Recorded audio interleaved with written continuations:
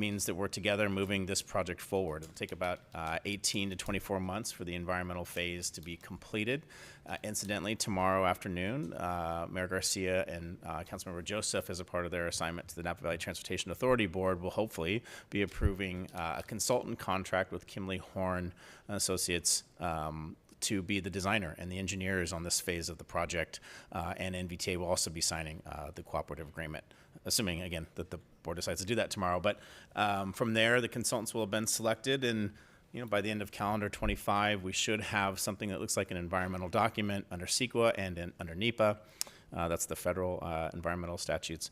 And again, moving that project forward. So the concept of what's proposed on the highway remains the same. We're talking about undergrounding utilities. We're talking about Class 1 bikeways on either side to really try and emphasize mode shift away from single occupancy vehicles, along with a variety of potential intersection improvements. That could be roundabouts, it could be other intersection improvements, but that's what will be evaluated further during this next phase. The funding that American Canyon is agreeing to let go to this particular project will be combined with funding from MTC and from the state to the tune of about $4 million. Thank you for the update. Any other questions? I don't know if there's supposed to be public comment or not. Yes. Historically, that's been the mayor's practice to entertain public comment on items. It's up to the mayor. Council ready for public comment? Yes. Public comment on this matter is open. Please come to this podium.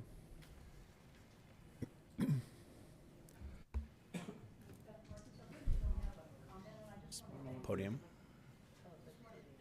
Vice Mayor, Mayor Ordo for bringing that up, because Fran and I was looking at that wondering, because when it's on consent calendar, we don't know what it is, and I thank you for bringing it up.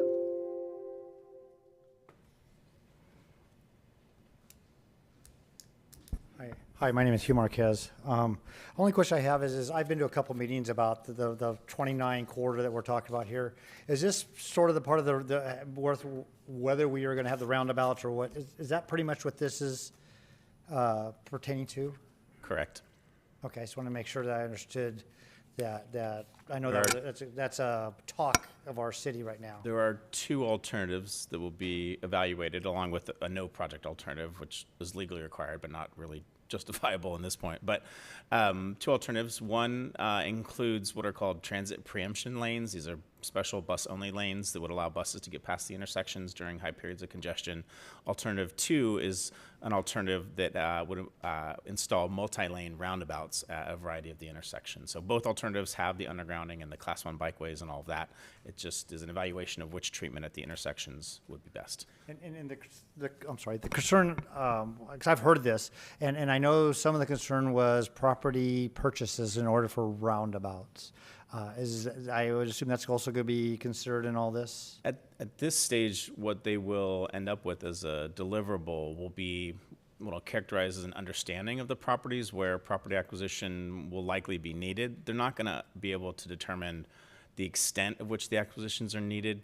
We'll have to be further along in the process to know exactly what square footage, for example. At that stage of a project, it gets complicated pretty quickly, especially when you have the roughly 40 or 50 properties on the highway that we're talking about. Not all of them will need acquisitions. One of the benefits of the alternatives being studied will be that the properties in between those nodes, in between the intersections, are likely to not have much of any construction impacts. There may be some temporary impacts and there may be some driveway impacts, but property acquisition should be at a minimum. At the individual intersections, it'll be more. But the details of that are going to have to be evaluated at a subsequent phase. But by the end of this document, we should have a pretty good sense of what those are and which properties may need to be full acquisitions and which ones can be partial acquisitions. Thank you. Yeah, you're welcome. Any other public comment? I do Any other have, public comment on this matter?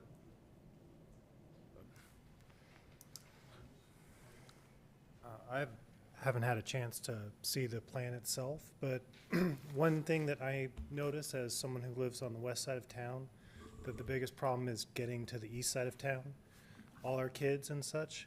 And as I understand roundabouts, traffic is constantly moving through those. So I don't know if it's already been addressed or not, but how do pedestrians and bicycles actually cross the road, or the chicken in this case?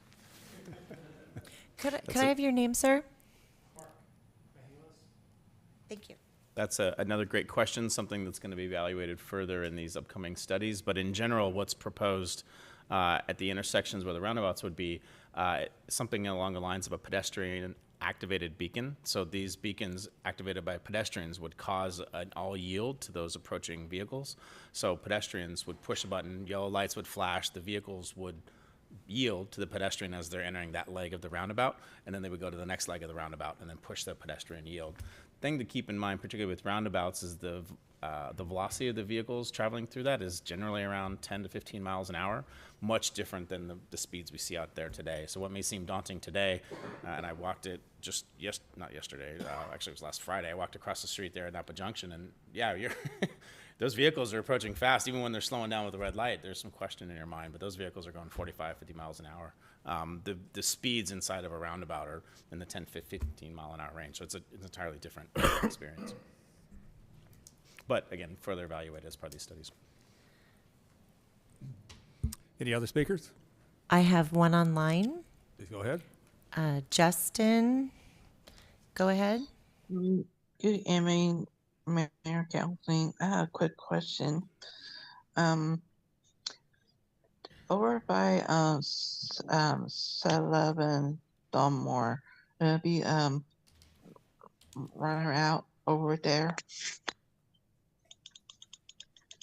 Yes, among the locations that are being considered will be the Rio Del Mar intersection near the 7-Eleven, as well as the Eucalyptus Drive intersection just to the north of there. But yes is the answer. Okay. I remember the time I went on a workshop where talk about and put the sign out and how we're doing it how I take the bus on Monday morning. They're gonna see where the bus how we're gonna do this. Yeah, we're not at the phase yet of understanding all of the impacts during construction. There'll be a lot of, you can imagine a project of this size and scale, the construction impacts. This phase will not identify the specifics around any kind of impacts, but it will note them generally. And so what happens when you get to construction are signage, wayfinding signage, or other interim accommodations for all kinds of modes of transit to be, or all kinds of modes of travel in order that people be able to go on with their daily lives. So the details of what the signage looks like and where, and the timeframes of construction and all that still have to be figured out. But this particular process will identify, there are pedestrians, there are bicycles, there are transit users. And so in a construction project, you have to accommodate their needs temporarily so we can get the full project done. Thank you, Jason. Certainly. Anybody else online? I have no other hands raised. Okay, very good. If there's no council discussion, I'll make a motion to adopt resolution number 2024 next in order. A resolution authorizing the city manager to execute cooperative agreement 042957 with Caltrans and Napa Valley Transportation Authority for project approval and environmental document phase associated with the American Canyon State Route 29 Corridor Improvement Project. All second. Motion second. Roll call, please. Councilmember Abadamos? Yes. Councilmember Joseph? Yes. Councilmember Washington? Yes. Vice Mayor Oro? Yes. Mayor Garcia? Yes. Thank you, council. Moving on with our agenda, there are no public hearings this evening. We'll move on to business. Item 8, utility rate changes. Thank you, Mayor and Council. This item is a procedural item, the first of two steps that would be needed in order for the city to move forward with adjustments to its utility rates. Excuse me. I need to get a drink of water. Sorry.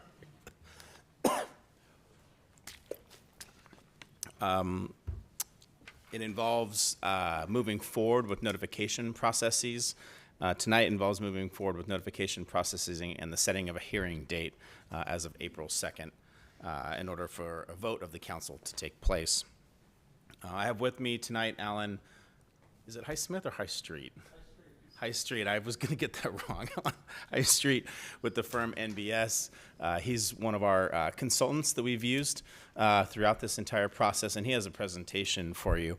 But before we get started with Alan's presentation, I wanted to to mention that we had a citizens committee, what we called our utility rate advisory committee, and we have 4 members of that committee here with us tonight. Those members, that committee met 6 times during 2023 and really had a wholesale examination of all 3 of the city's utility enterprises, money going in, money going out, the future prospects, costs, and really a great set of conversations and really delving deep into the methodology that is proposed. And their feedback was instrumental in us coming to the recommendations that we have for you and want to put forth to the community, and they share in those recommendations. I wanted to acknowledge Devet Mohammed, Jim Potter, Hugh Marquez, and William Baker, who are all members of that committee. You guys want to wave your hands? Thank you for being here tonight. Thank you for your work on the committee and for all the help that you provided. So,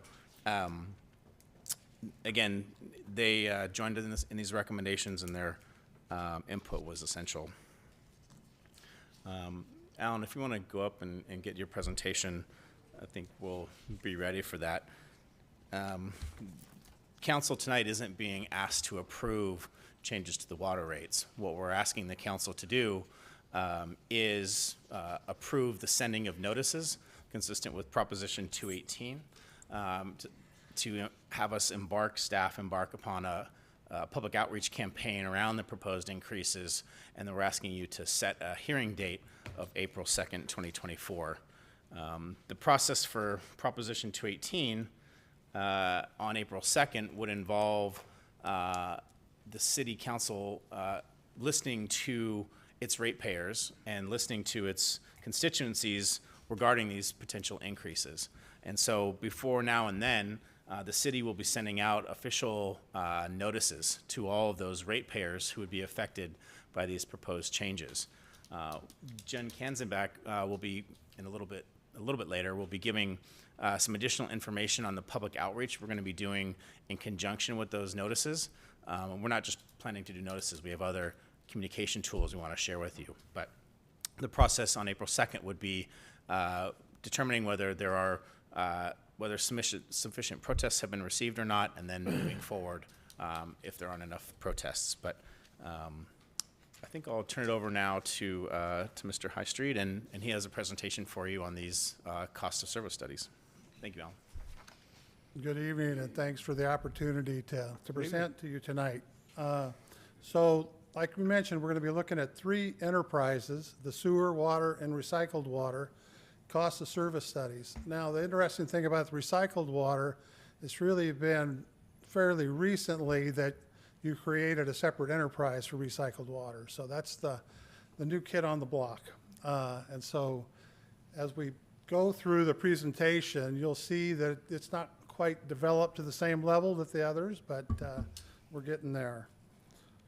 So one of the things we'll talk about is an overview of Prop 218, and since you already heard a quick overview of it, I'll try to go through that quickly. And then I'll talk about the methodology that we use for the study. And then we'll just dive right into the results, and we'll hit the results for the sewer, water, and the recycled water. And then one of the things we did, we just combined and showed what, if we added those together, what that would mean. And then we'll talk a little about implementation, and I'll talk about kind of what's needed there, and then I'll kick it to Jan, and she'll get into some detail on what she's doing for the communications aspect. So 218, basically Prop 218 made some changes to the California Constitution. And basically what they were trying to do is they were trying to close some of the loopholes in Prop 13. And so what they wanted to do was they wanted to limit local government's ability to impose taxes and assessments and fees and charges. The thought at that time was being that there were too many general charges of the city that were being passed on to the utilities and being charged people through rates. So basically, this now requires voter approval for increases in these charges. The other thing that the law says in the Constitution now is that the charges have to be limited to the cost of providing that service and may not be imposed for general governmental services available to the public. You can't have the water enterprise water rates pay for additional parks, for example, or traffic. You know, you've got to really come through and identify those costs that pertain to providing the service for that particular utility. Now, one of the things they did here, they talk about having to vote for it, but user charges for water and sewer are really a protest vote as opposed to an affirmative vote. Because what happens is for user charges, water, sewer, garbage, you have the ability to turn those services off. You can't do that with some of the other property-related things, so like storm drainage, for example. So basically, anything that has to do with more property-related is an affirmative vote. User charges are a protest vote. And the protests are essentially 50% of your accounts plus one. Okay, so it's a pretty high hurdle that people have to respond back with a protest. Prop 218 also allows rates to be set for up to 5 years. So it's very common to set 5 years of rates ahead, because this is not a process you'd like to go through annually. But you as a council have the ability each year to look back and see how the revenues and costs are. When we go through Prop 218, it adopts a ceiling on what those charges would be. So you can go up to there without doing anything else. If you decide that you could get by with a little bit lower, you've got the ability as a council to do that. So in terms of the rate methodology, what we're looking for is we want our rates to be defensible. And the way you get defensible user charges is by following a common methodology. And both sewer and water have manuals. Essentially, for sewer, it's the Water Environment Federation's manual. That's for financing and charges for wastewater systems. And then water rates have a manual for the American Water Works Association. This is called the Principal Water Rates, Fees, and Charges. And there's known across the industry, anybody that's doing user charges tries to stick to this, because if you're ever challenged, you want to fall back to a industry-wide recognized study. So that's really the reason we want to do that. Now, both of those manuals kind of have a three-step process. And the first is you want to develop a financial plan. And the financial plan is looking at your operating costs. It looks at, you know, what future improvements might you have for capital. Is there any debt service? And it also looks at what types of reserves you have on hand, or, you know, are we meeting those? And so first thing we do is we try to figure out, okay, what are the financial needs? Then the second part is what we call the cost of service analysis. In the cost of service, you look at those costs and you figure out, okay, what's driving those costs? What causes those costs that way? And in a couple slides, we'll show you what we look at for water and sewer when we do that. And what we do is we look to see what's driving those costs, and then we look at what customers are contributing what in terms of needs to the plant, and therefore we can kind of proportion those as best we can. And so ultimately, when you get through cost of service, for different customer classes, you've now identified what they should pay. And then the last part is rate design. Okay, do you want to have it a flat rate? Do you want to have it a flat rate with some volumetric? You know, do you want to make it all volumetric? You have some flexibility in terms of how you set the rate up, as long as you're kind of covering that cost of service. So if we're looking at water, when we're going through this process, the cost of service, what we do is we look at customers and we look at their usage patterns, and we then look at the costs, and we allocate costs in 4 categories. Capacity costs are essentially what did you have to pay in infrastructure to get your system in place to serve these water demands.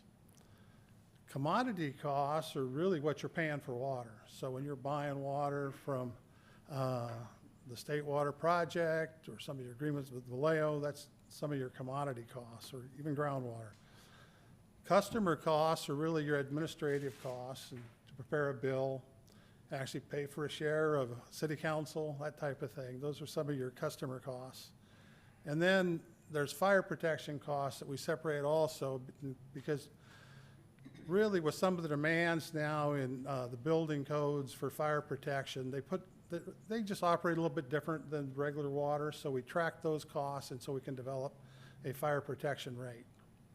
And then these costs are allocated to customers based on their meter sizes. Obviously, the bigger meter you have, the more demand you put on the system and how they're using the water, and then kind of number of accounts. When we go to sewer, when we look at the sewer, we actually look at customer costs, kind of the same thing, the admin costs. But then we look at flow, how much wastewater is coming into the plant or from leaving a business or a residence. And then we look at kind of how strong it is. A biological oxygen demand is one measure, and suspended solids. Those are the two kind of common measures of strengths. And so then we look at, all right, we know what's coming into the plant, and then we kind of know what the water use is, and we kind of do what we call a mass balance. So we figure out roughly who's contributing what to the plant. Is residential, commercial, and industrial, okay? Now here we've got some industrial customers, and they're treated a little bit differently because we actually measure them. Their flows and strengths are actually measured on a regular basis. So we know exactly what we're getting from industry. But for residential and commercial, it's a little bit different. So just looking at, this is just a graphic of really the same thing I talked about. So the flow-related costs, that's really kind of moving, collecting the water, bringing it to the plant, and then moving it around inside the plant. Then the strength costs are related to kind of what's in the wastewater and how you do that. And there's different processes in the wastewater treatment plant to take care of that. And as I mentioned, the customer-related costs then are just, preparing a bill and some of your other admin costs. Now for calculating customer wastewater loads, basically for residential, we look at winter water usage, and we look at the 3 lowest water use months in the winter, because what we're trying to do is we're trying to make sure there's not much irrigation in there. So that's why we use 3 months, and then we just multiply it by 4, and that's kind of the ballpark way, and that's pretty standard in the industry. And commercial users are based on annual water use. And then for the strengths, there are basically some guidelines that have been around a long time from the State Water Resource Control Board, but there's also large agencies such as East Bay Mud, San Francisco, Sacramento Regional, that are large enough that they actually go and they test, and they take grab samples and find out what the strength is. So using those as guidelines, we can kind of come up with reasonable guidelines for the strength here. And as I mentioned, for industrial, they're actually measured. So that's the process we went through. So let's just right away jump to results. Now, for sewer, this is our financial plan. So if you look at our columns here, our columns are for the fiscal year. Fiscal year is like 23, 24, so it's the year ending. The blue shows your operating expenses, and then the red there shows your debt service. The black line horizontally going across is what your revenues would be without a rate increase. The dotted line moving across the top shows what your revenues would be with the rate increase. If you look at in the fourth column there, fiscal year 27, the reason the operating costs jump up there is we're replacing some membrane filters, and that's part of the rehab. So that's why it's not gradual, you have a little peak there. Now, the other thing we look at when we have this money going through on the operating side is we look at the reserves and how much you have there. And you can see our reserves stay relatively flat, so it's kind of the same thing. The blue columns are what you've got in the bank. The green line is actually what we call the target. Now, the target reserves, for operating reserves, the target is 90 days of operations. And so, and then for the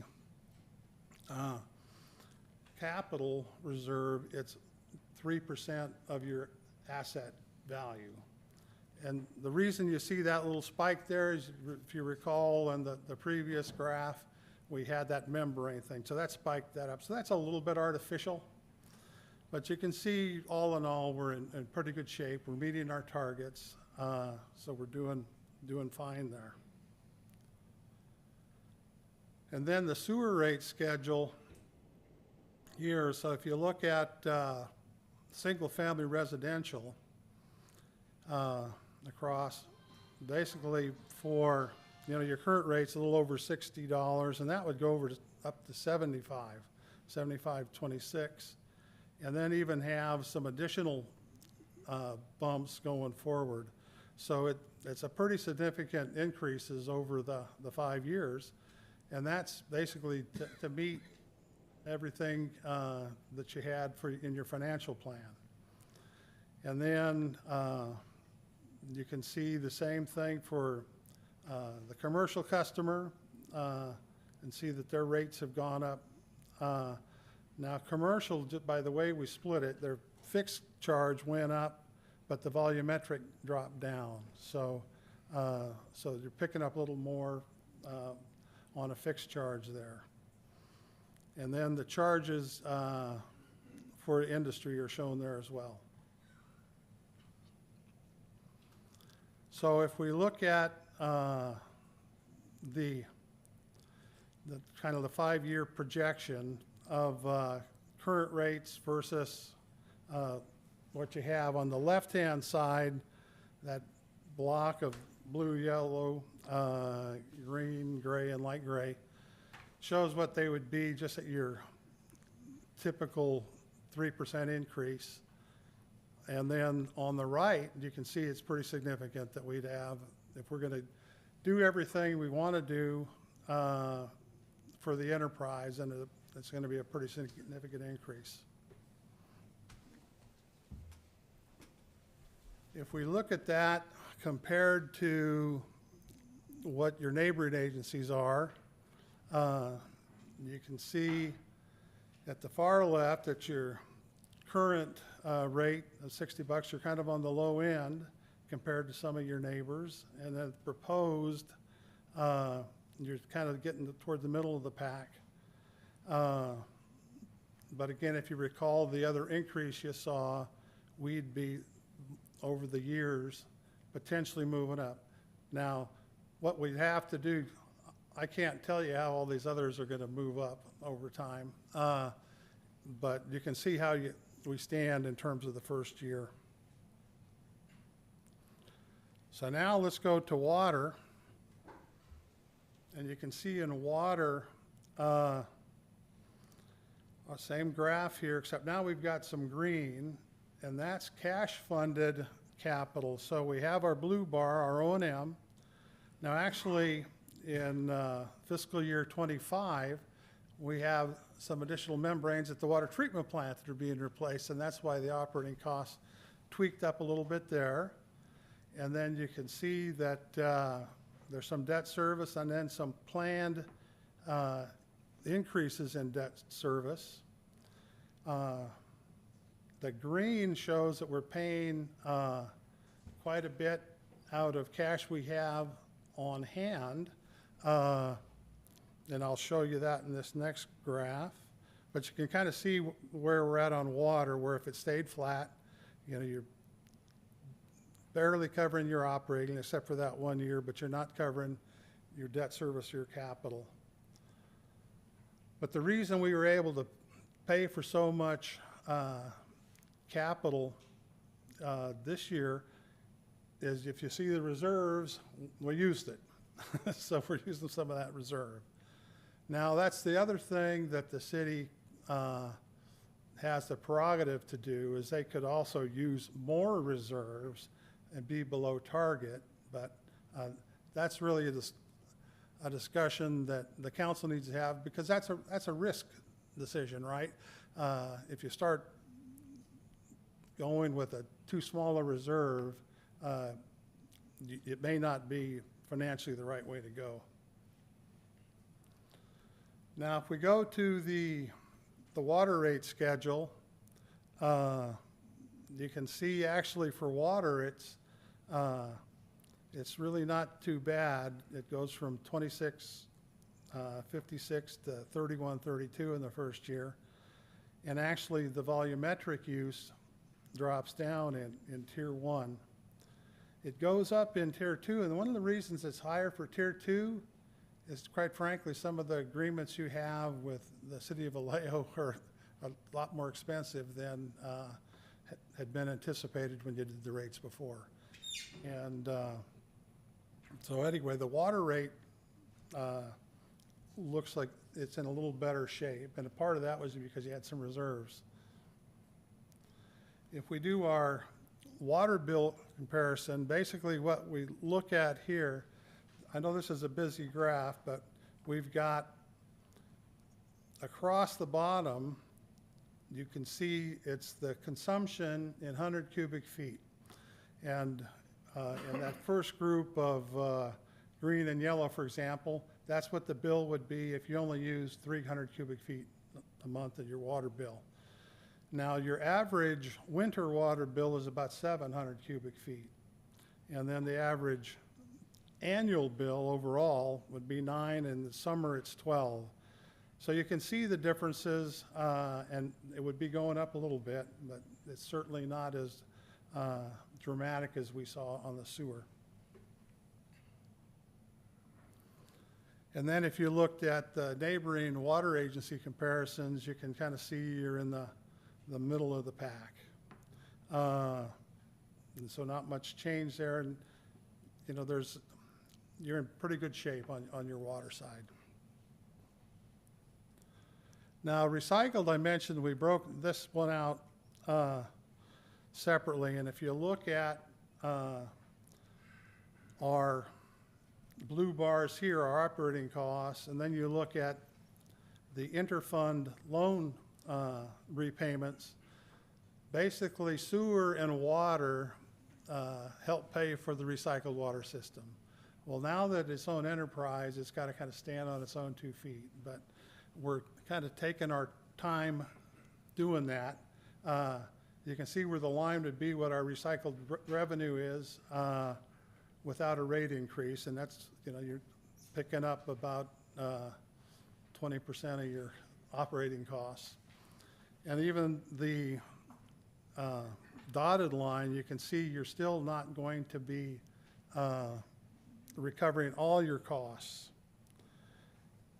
And the reason we did that, basically what we were trying to do was keep the rates a little bit under the potable water rates, but you can see there's not a lot of reserves or anything else built yet. And this is a new utility, right? And with some of these price changes, we might see, you know, different types of water use. It may go down, it may go up, it depends. So being relatively new, this is kind of the first time shot.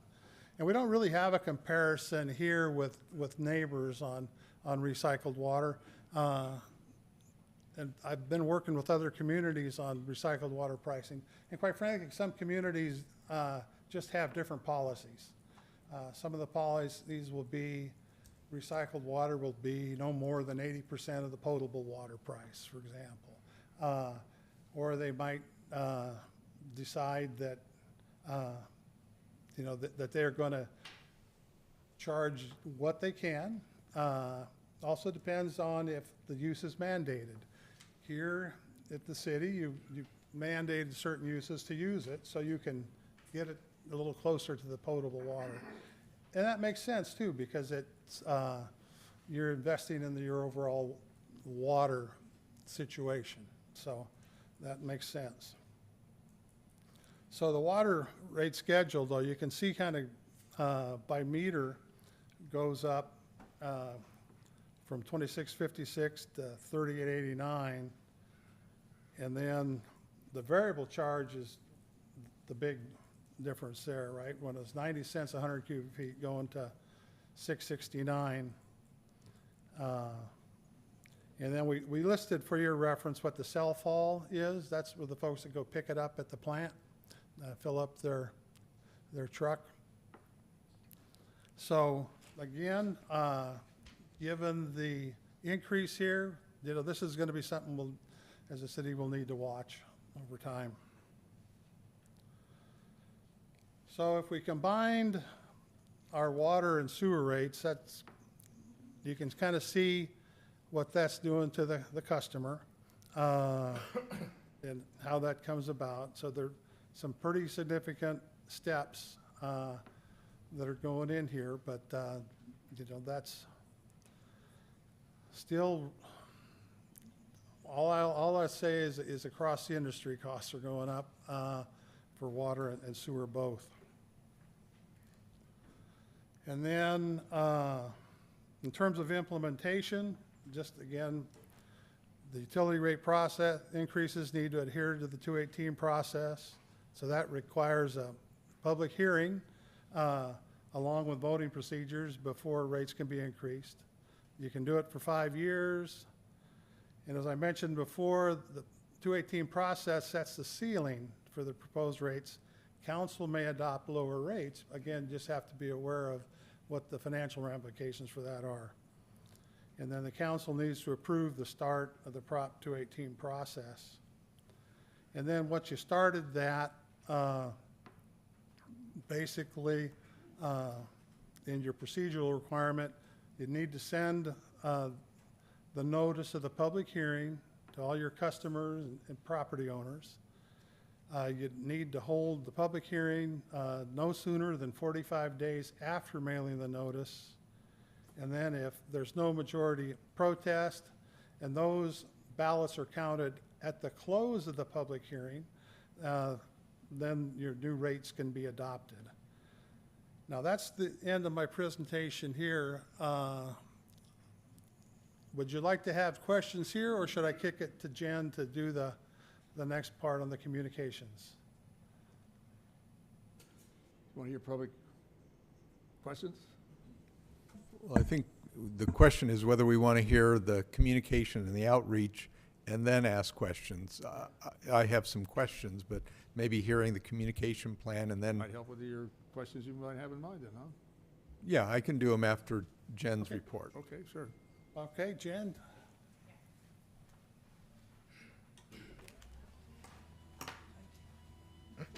The hydraulics.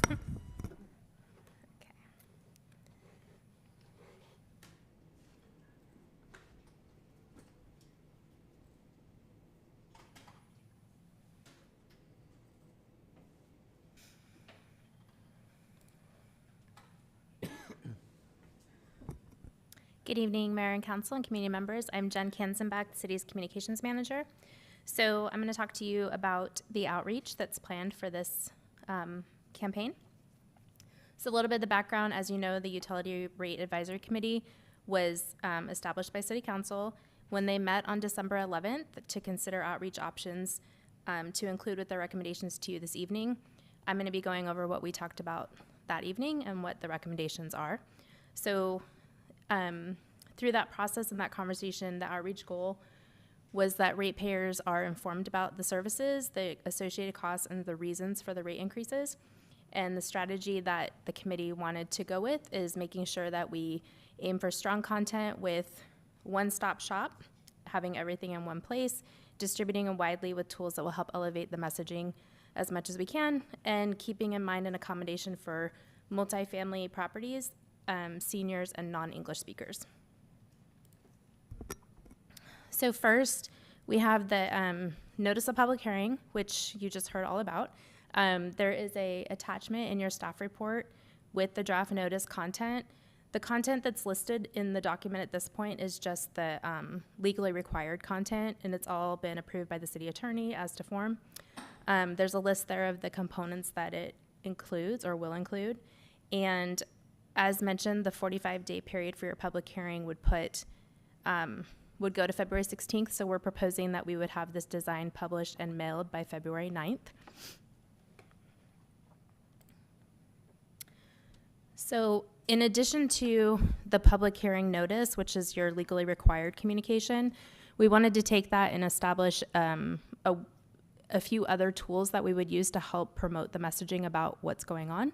So the first thing, which would be the base of our communication, is the website page.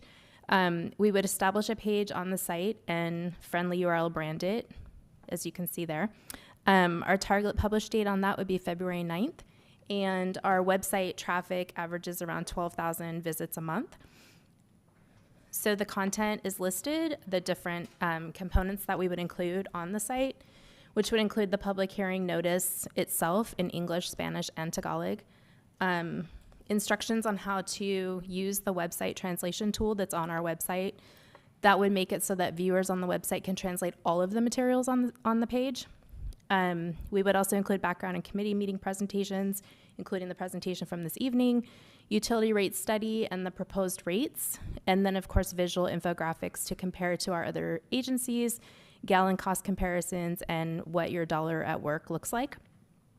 We would also include customer resources, including FAQs, information about low-income services, online bill impact calculator, and a printable protest letter. I forgot something kind of important, so I'm going to go back. Sorry about that. The notice of public hearing, one of the components that I wanted to make sure that I explained at the top of the notice, you can see in the sample, it has notice to property owners with the public hearing date and the information where the hearing will be held, how you can get more information about the public hearing.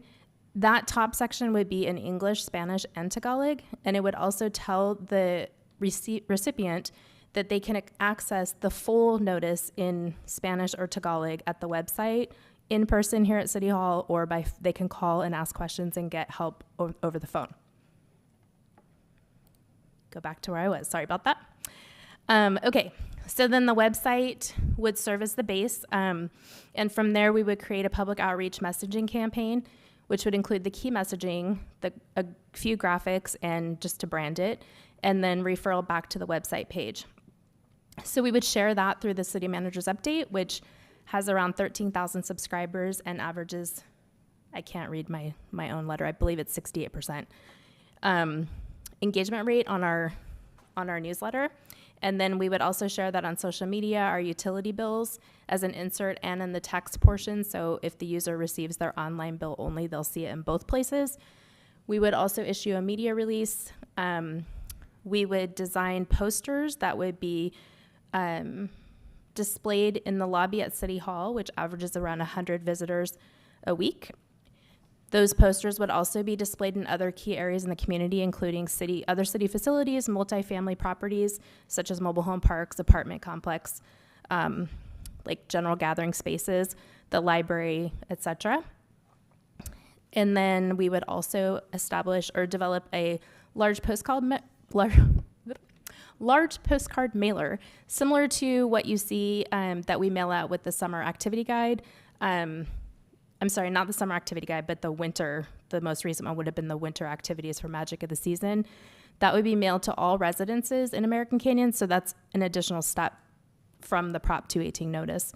And then we would supply a little stack of those to each of the multifamily properties, mobile home parks and apartments, and then that could also serve as an outreach piece that the council or staff or committee members could have to talk. We could also leave them in various places for pickup. So I talked about some of the infographics. This is one of the examples, and this is just a draft, so open to feedback, but it's not the final product. So this just tells the customer what a gallon of water costs in comparison to other gallons of items that you might typically purchase in your day. This will be included in the outreach materials. And then the next graphic that we would propose would be your rate dollar at work, which describes what each dollar of your rate being paid pays into the utility service funds that you just heard all about. Again, these are draft, so open to input. And then the committee, when we met, discussed some other options for outreach that they decided to recommend a monitor and adjust approach. One of those was obviously the FAQs, so continuing to update the FAQs on the website based on the feedback and chatter that we're hearing out in the community.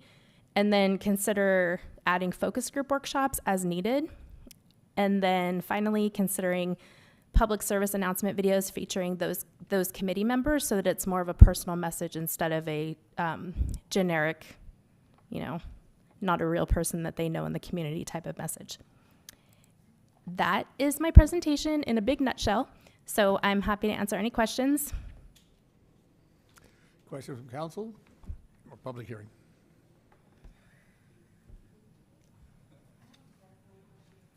Sure. Go ahead, Councilmember Albanamos. Thank you. I actually have a thank you for your presentations, both of you. I actually have a clarifying question for you, Alan. You had mentioned that sewer and water pay for recycled water currently. Was that taken into account when doing the rate increases? Meaning, now that we're going to start charging for recycled water, are we deducting what the water and wastewater are paying for recycled water from the increased fees? Does that make sense? Yes, the revenue source or the inter-fund loan repayment was counted as additional revenue for both the water and sewer utility. Okay. Thank you, that's my Okay. Any other questions from the council at this time? I have a Councilmember Joseph. few. First of all, mostly to on the rate study, the communication package is fine. Okay. So So you win. yeah. I mean, I can try to answer these questions, but it won't be. Well, it might be more fun if you It tried. would be more fun for sure. So going back to the rate study, on water in particular, showing the future costs, you show the debt service is increasing over time. And I'm confused because I'm not aware of any debt bonding or anything that we're doing. So where does that debt service cost come from? So Do you have a- right do you have a off page the number, Mark, that you're looking at? If you go forward a few, I'm not sure. I gotta Get to it the into water. There. Yeah, the Slide red. 19. Yeah, how does the red bar or red section get so big over time? What are we planning on doing?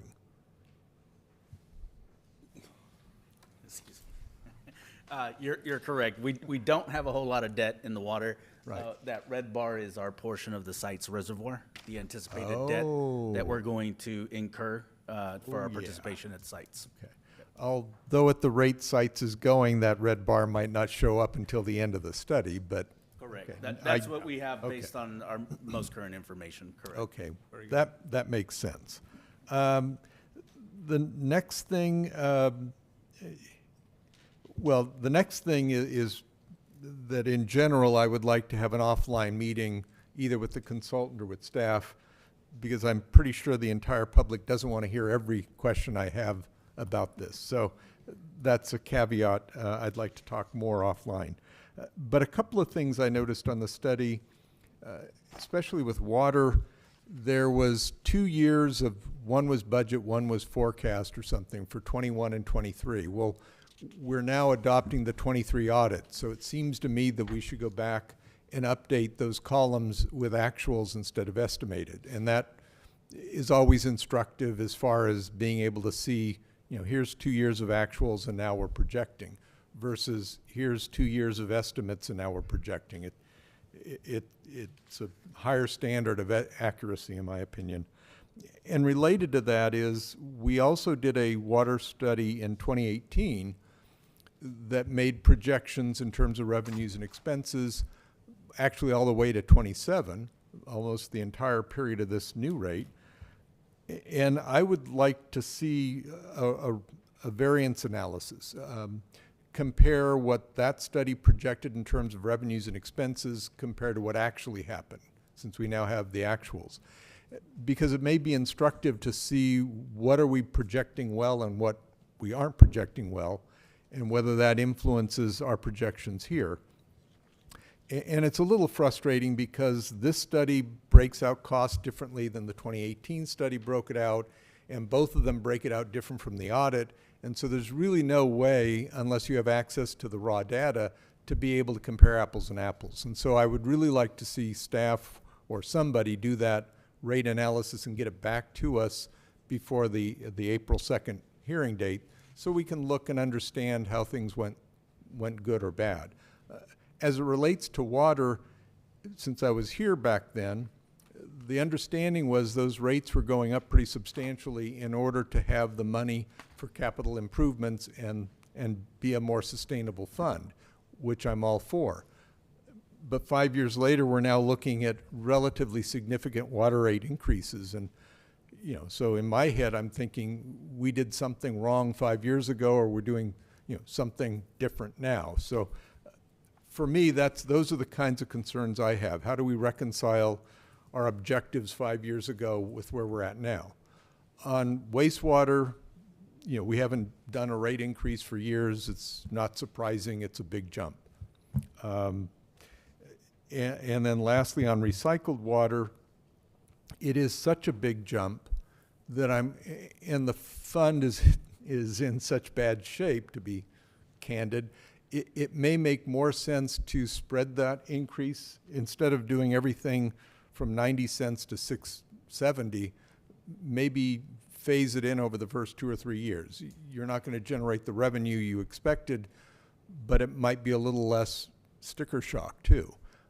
And in that vein, I think we're finally getting enough of our infrastructure in place where some of the customers in the Tower District and elsewhere are going to be coming online. And so the baseline of, I think, 300 acre feet a year might be low in the next year or two. It might be closer to 500 based on our urban water management or urban water management plan. So those are my big points. On recycled, maybe we consider phasing it in so it isn't such a culture shock. With the water rate, try to do some variance analysis. And on wastewater, you know, that's what you get when you wait 10 or 15 years to raise rates. Those are my questions and comments. Thank you.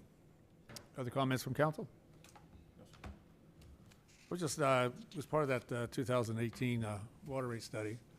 A lot of anticipation on reception from the community.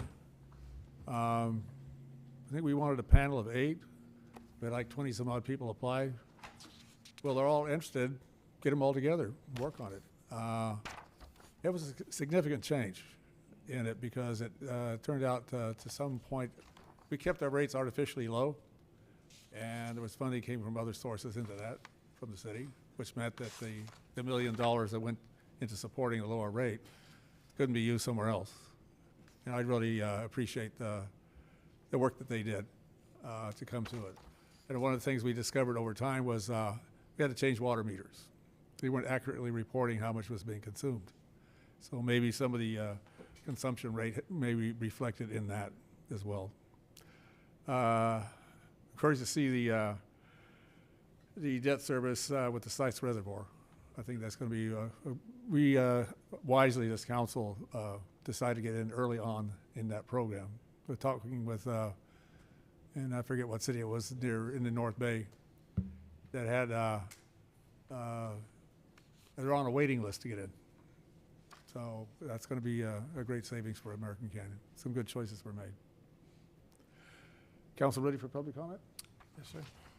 Okay, we'll open up public comment at this time.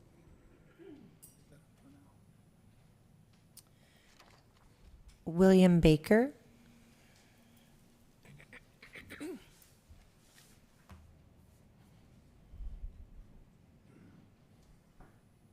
I'm going to shut this, so it's okay?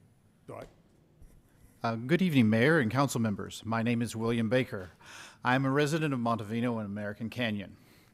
I had the pleasure of participating in the recent Utility Rate Committee, and I want to share some of my personal thoughts and suggestions about the experience. Firstly, I appreciate the work of City Manager Hawley and his team in the Water and Finance departments, and MBS in particular, for explaining the ins and outs of how water reaches our taps.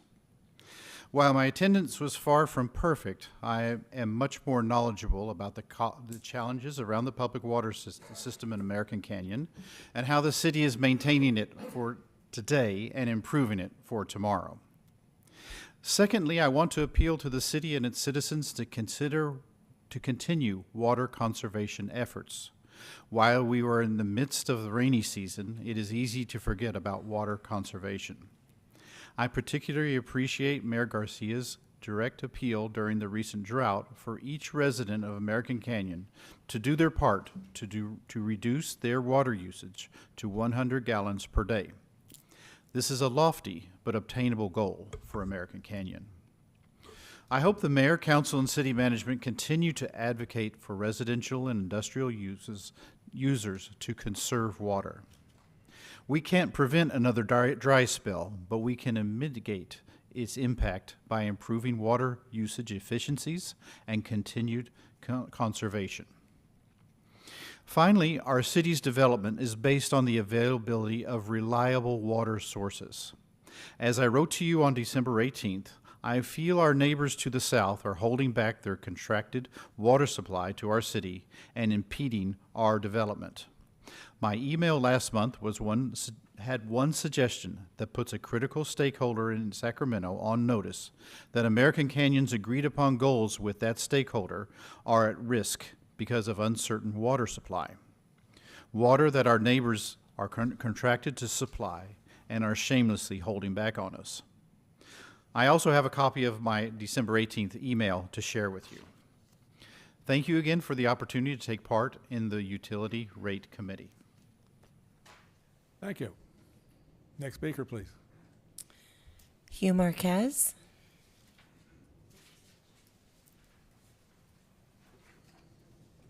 Thank you, sir. Thank you, William.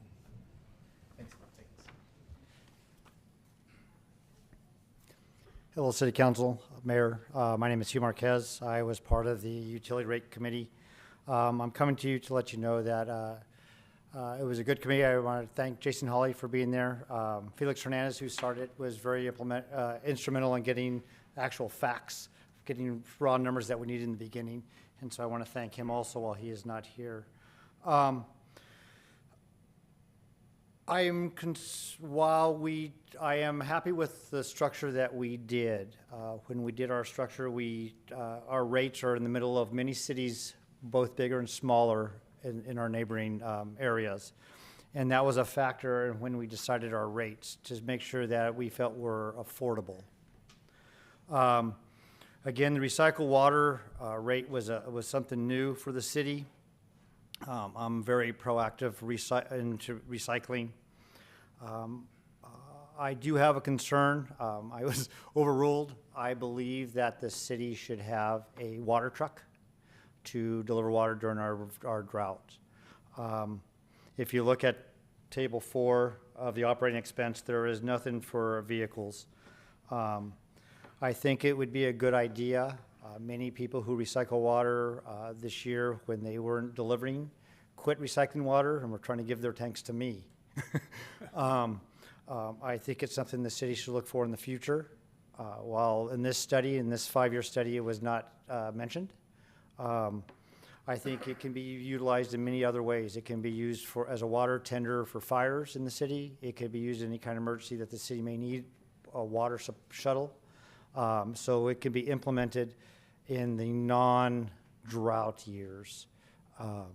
But in the drought years, many people don't have trailers and trucks to haul for recycled water. And if we really want to get people to do it, I would encourage the city council to think about this for the future of the recycled water program. I understand we will be having some spots on the northern and southern side that will be delivering recycled water. We talked to Jason about how we were going to implement charging, maybe a card or something in order to implement that. But again, I encourage you to think in the future of getting some type of water tender versus a old fire truck or something to utilize shuttling water. Thank you. Thank you. Next speaker, please. Jim Potter.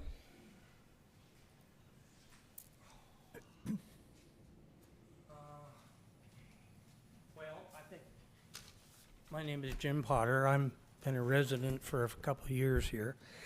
How many decades? Well, 5.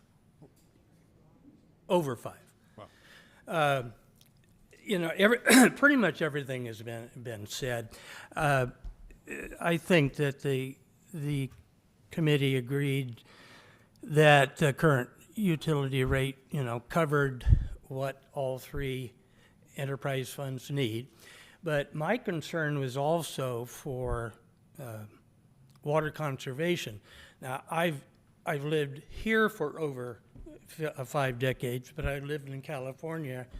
Well, I take away 5, although I was home on leave some of the time, so 8 decades. So I've been in California over 8 decades, and droughts are not over, you know. And I just have this feeling. I mentioned it to Jason one day that, you know, we have to keep the eye on conservation. You know, it really is a problem. And actually, I didn't know he was going to bring this up, but I also agree that some type of delivery is necessary. I actually thought, boy, that'd be a business for some young entrepreneur around here to do that, you know, because if you want the older folks that don't have the ability to transport it to participate in the recycled program, then, you know, what are they to do? And as Hugh indicated, a lot of people dropped out. In fact, people were trying to sell their, you know, their big 250, 300 gallon tubs. So anyway, I just wanted to make sure that the idea that conservation still needs to stay on the table. Okay? And I did enjoy working in the committee and appreciate all the work that all the staff did. Quite a bit of work. Thank you, sir. Next speaker, please. I have no other speaker cards. Okay. And no hands raised online. Well, I'd like to thank all the committee members who worked so diligently on this.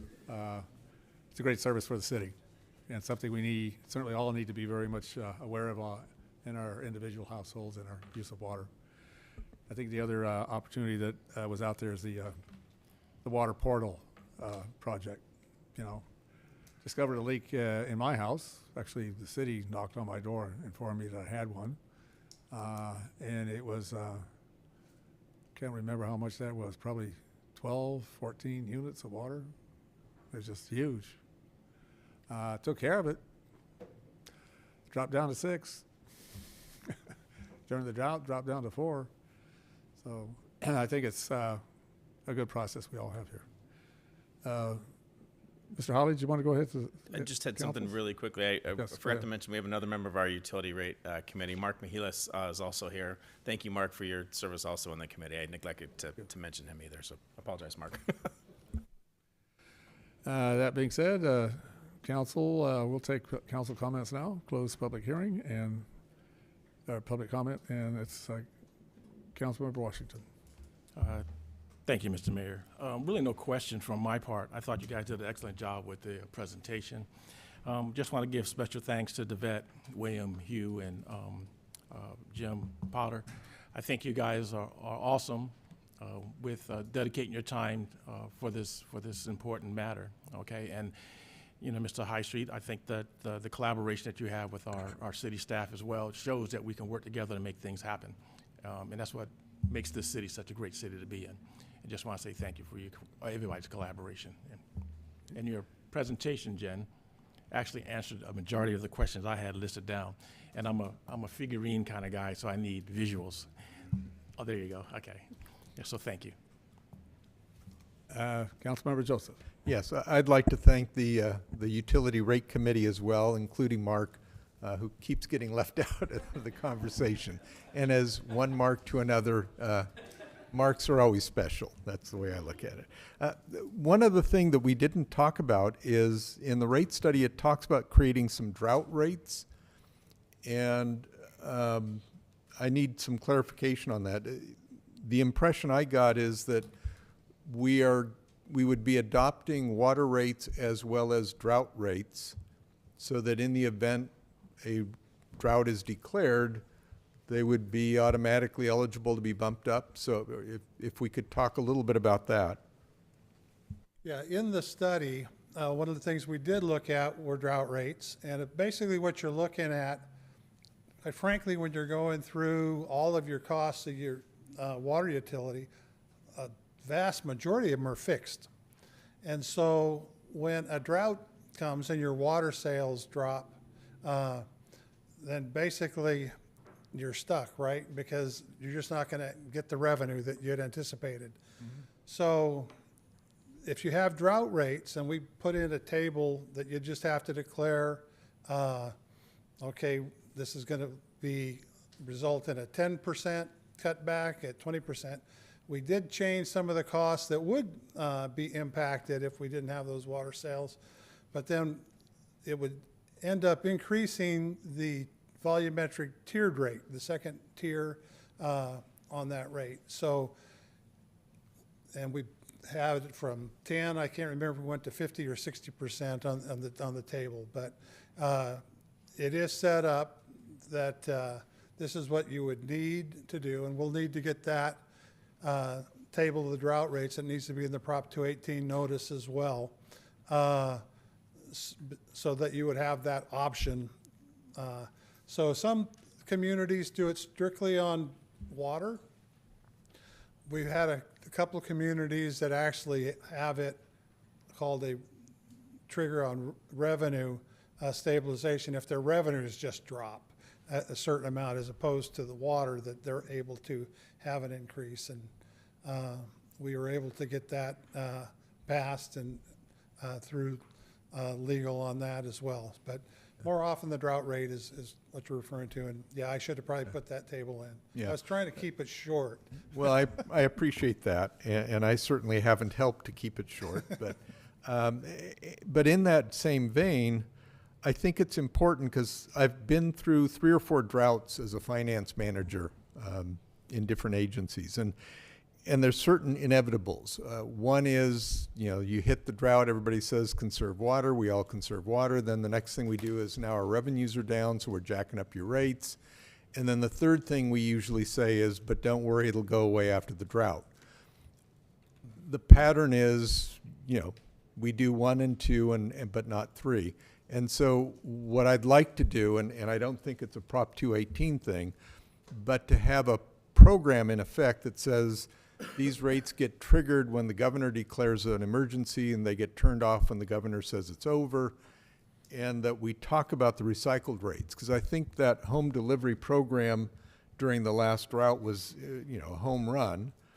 And I think we need to be prepared for the next drought to consider implementing that. And Hugh's suggestion about getting a water tender truck, within reason, it wouldn't be a bad idea either, but that's a level of detail staff can figure out better than me.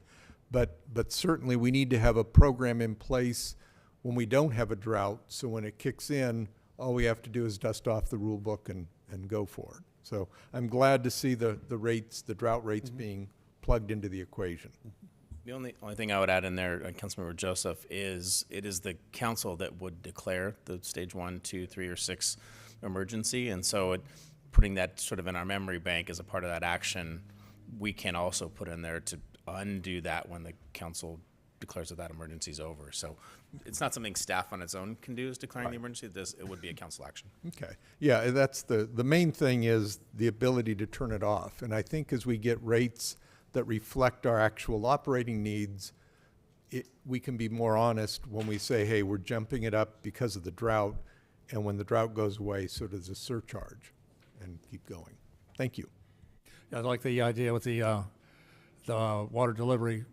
Certainly, we took opportunity of it at my house. It was free. I think it was just a pilot program, I think, to find out what level of interest. Do you remember how many customers we have? Nope. Gosh, I think at its peak it was close to 400. Yeah, then how many acre feet of potable water did we save in that process, too? Yeah, it was, you know, Described to by, me as by a- memory, it was about 10 acre feet, Yeah. but it was less about the program, and what it was about the message of conservation, because everyone saw someone, they knew someone with a bin, and they saw the trucks out and about, and there was an amplifying effect during that time. You see a lot of Mozetta pickle barrels out in front of people's houses. Yeah, there was just this amplifying effect, and so those that weren't in the program felt compelled to conserve, even though they weren't in the program, and there was this amplifying effect. I think that worked out with, I think it needs to be explored further. I think maybe some down the road, would have something for that, maybe a charge or something for delivery, because this was, I think it was over $100,000 that we spent on that for our service, so. Well, thank you. All right. Anything further, Councilmember Joseph? No, just that I do like that drought service, and I think it saved more than what we did. I mean, we swapped out 10 acre feet, but in my case, I used less water overall than just the recycled. So I think it has a supercharged effect on your potable supply. Yeah, we could only measure the 10 or so. We know there was an amplifying effect of some magnitude larger. We couldn't measure that part, unfortunately. Thank you. Councilmember Albadamos. Thank you, Mr. Mayor. I have two concerns here, and one is keeping conservation in mind. What I don't want, and I addressed this with you earlier today, Jason.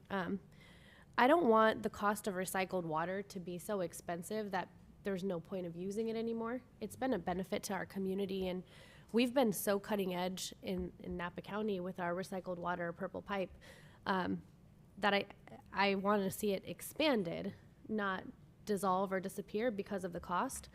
I agree with the comments about some sort of delivery service, because I agree with what Hugh said. I know several people who opted out once water was no longer being delivered. So maybe some sort of exception or lower rates for residents, like single family, multifamily like residents, and a different rate, the little bit of a higher rate for the commercial users, but still low enough for there to be an incentive to use recycled water. Honestly, I don't know the answer to this, but I just don't want our recycled water to become obsolete or pointless, or, there's no incentive to use it, because potable water is so much easier to get, and it's not salty, and, The second concern that I have is there was a slide that you showed that was an example of what potential water bills are going to look like, and for every single one, they were almost double.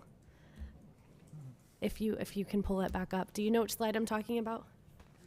For each bar, it was almost double what what our residents are paying now, and that concerns me. I mean, everybody knows at this point that everything's increasing, the cost of everything is increasing, but our salaries are not. And I just don't want water to become a burden for our residents. I can respond to the first concern while they're pulling up the slide.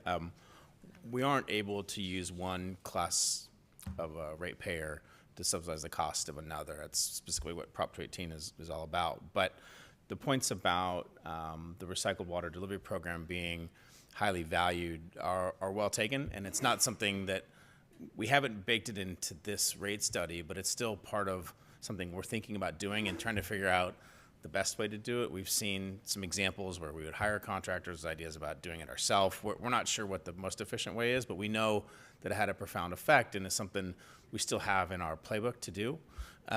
Wanted to keep in mind, and I think for April 2nd, I'm going to go ahead and splurge for a water tank and bring it in here so we can get an idea of scale. But the $4 that we're talking about for the self-haul of 748 gallons of recycled water, the totes that you all saw out there were either 200 or or 300-gallon totes, which would be less than half of that. So when someone would go and fill up that tote, it would be about $2.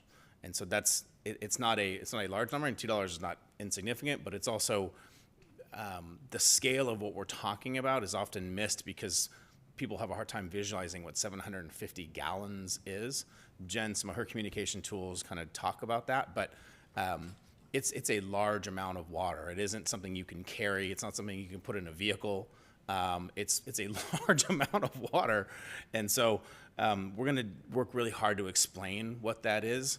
I almost wish we explain it in terms of how much per gallon, because people have an understanding about what it is. Our potable water we're talking about is around a penny per gallon, and that's kind of what one of Jen's slide is. You'll go, those little tanks that you take to Walmart and fill up at the station, and they're $4 or $5 sometimes for 1.5 gallons, whatever that is in there, or 3 gallons. So just the scale is often sometimes in our mind, but we know how important that recycled water delivery program was. At this point, we're just not sure the best way to do that, whether it's with the vehicle, whether it's with a hired contractor, and we will be ready for that for the next time that we need to do it. But we are wanting to, during this non-drought period, really solidify what this recycled water enterprise needs to be about as our third enterprise.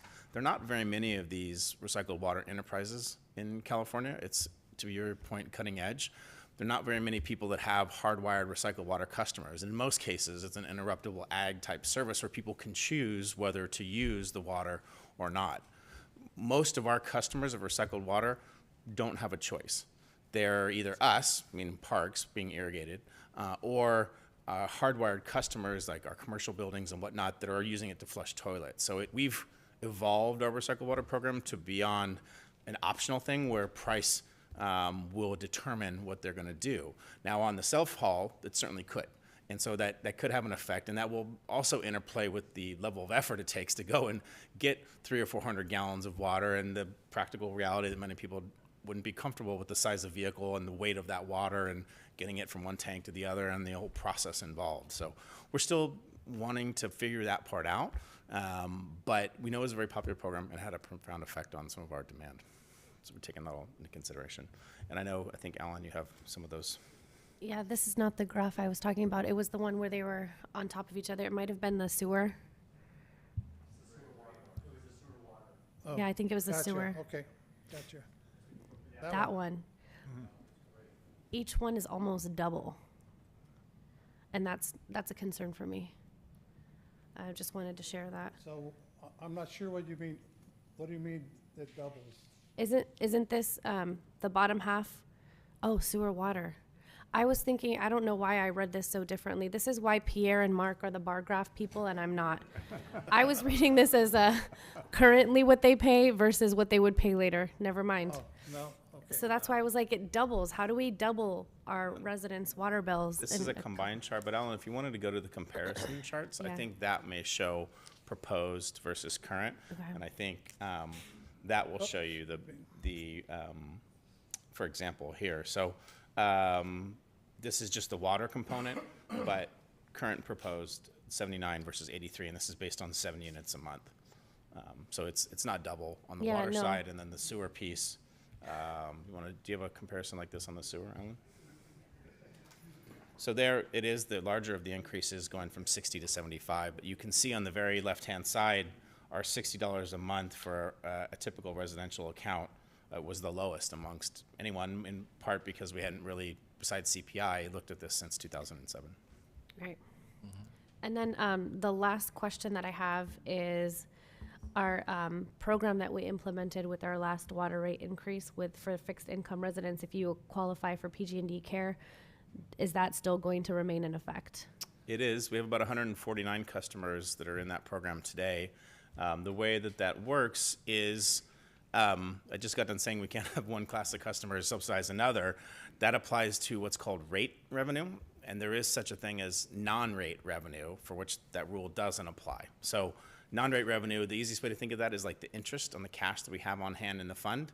That interest that we get is non-rate revenue, as are the penalties and fees we charge, et cetera. So non-rate revenue can be used for programs like fixed income folks of a certain threshold. So we, for simplicity, follow the PG&E Care program. So a ratepayer comes to us and says, I'm in the PG&E Care program. Here's an example of my PG&E bill.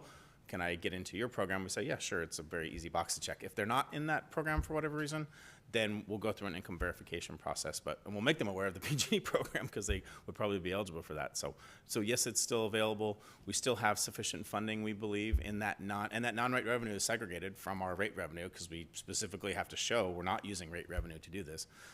And so we do believe we have sufficient funding to continue with that. Thank you so much. Yeah. Okay. Thank you. Councilmember Washington. Yeah, I was just going to say, if there's no other questions, I was going to make a motion for the resolution. Question? Okay, then with that, I'd like to make a motion to accept resolution number 2024, this next in order.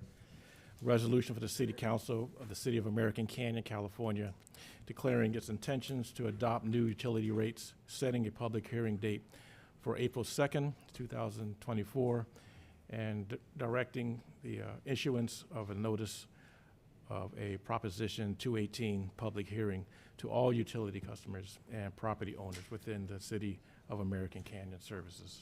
I'll second. Motion second. Roll call, please.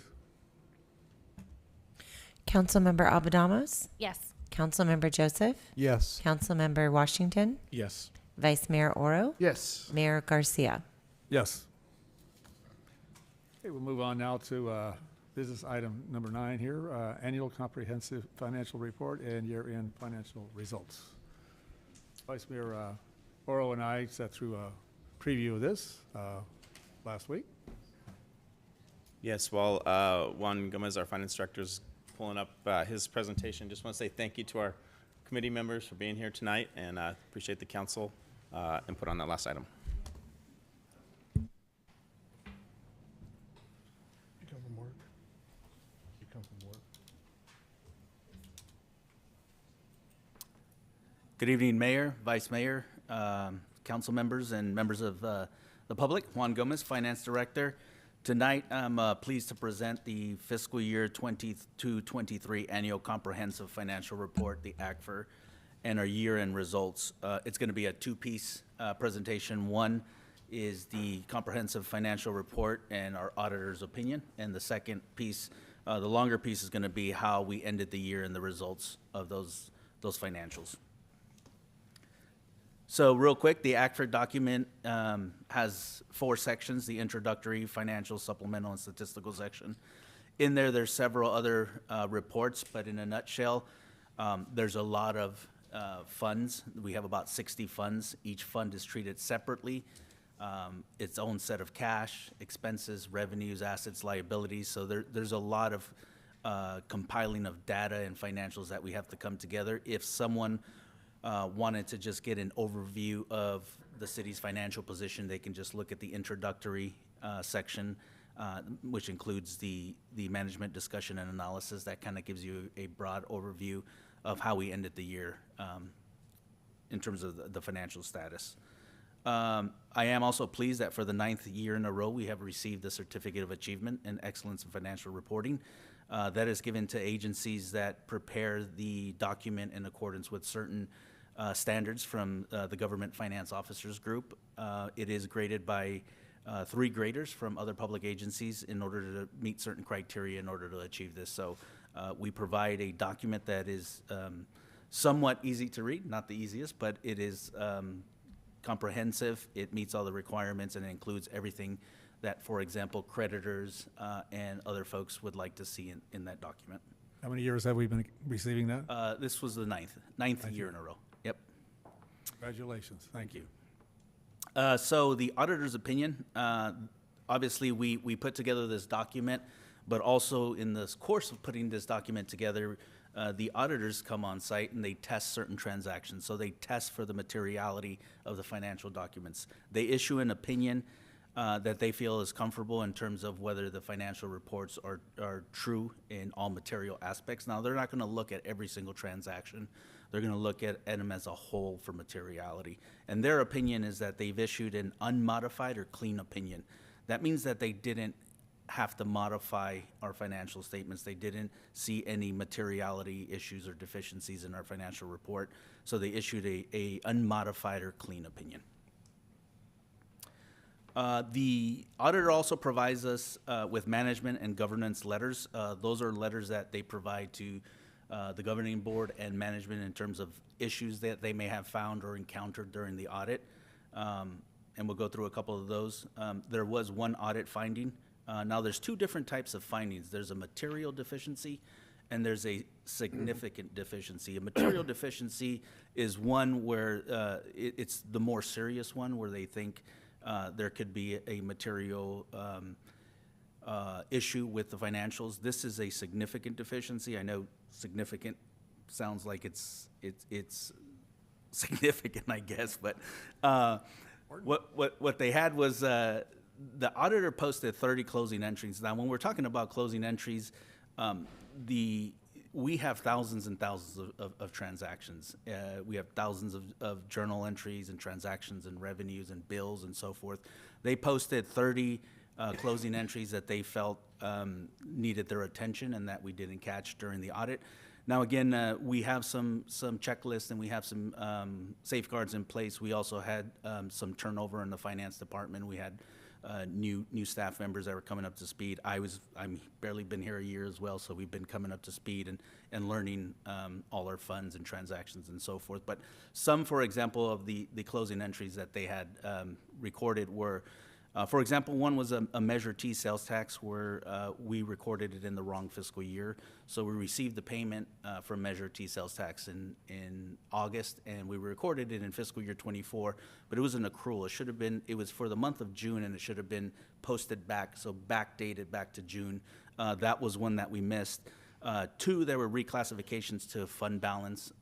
One entry in particular that seems to be a real headache for us is the NG entry. It involves several funds. It involves the two enterprise funds, the fire district, and the general fund. So we had some reclassifications there. So in a nutshell, there were 30 closing entries. Now they are in the management and governance letters. You can look at what they've had there. A couple of recommendations that the auditor had. Now, these aren't any findings. These are that during their course of their audit, they see, hey, this is something that isn't necessarily the best way you can do it, or we have some recommendations on how you can do things a little better. One is an allowance for uncollectible utility accounts. We currently have $193,000 in uncollectible utility accounts that we have kind of set aside, meaning we don't think we're going to collect this. What they recommended is that we put liens on properties. There's several things there. One is not everybody that is a utility customer is a homeowner, so we can't necessarily lien the homeowner who's not really the tenant paying for the utility bill. And two is fiscal year 23 included, it's a July of 2022 to June of 23. We recently just implemented or resumed our utility shutoff program in March. So really the last 4 or 5 months of fiscal year 23, we implemented our utility shutoff program. And really when you send folks a notice of shutoff, it really gets them to come in and look at their bill and pay, set up a payment arrangement and so forth. So I think that number will continue to go down now that we've resumed utility shutoffs. And we've had a lot of accounts. When I came here last year, we had 400 or 500 accounts that were potentially eligible for shutoffs. Last week we had about 40 accounts, so we've really brought that number down. So that's something that we're working on. So during COVID, if you remember, the governor had a moratorium on utility shutoffs, so a lot of folks didn't pay. They weren't full. We couldn't shut anybody off, so we really had no recourse of sending them a notice in order to get them to pay. But I think that number will continue to go down. We also have the second phase of the state arrearages program, where we're helping folks, any of those utility accounts that have had debt occurred during COVID, the state is providing additional funding so that we can apply to those accounts. Capital assets was on here last year as well. Construction in progress, we had a lot of projects on here that had construction in progress. And construction is progress are CIP projects that we start, but we don't record them as an asset until they're actually fully built. So some of these projects take 2, 3, sometimes they take 5, 6 years. So we start putting these CIPs in construction in progress accounts, and then when they become an asset, then we move them over to the asset account. A lot of these projects were coming along, and then for some reason they stopped. So there was a design and an engineering report or something like that, and they didn't just come to fruition. So they continued to sit year over year in our books. And last year, or fiscal year 23, we removed 25 projects and $3.5 million out of construction in progress. Now, the auditor is saying there's still more work to do, and we understand that, we realize that, and we're working on that. We do have a new accounting analyst, so she's continuing to look at that capital assets account. Investment reconciliation.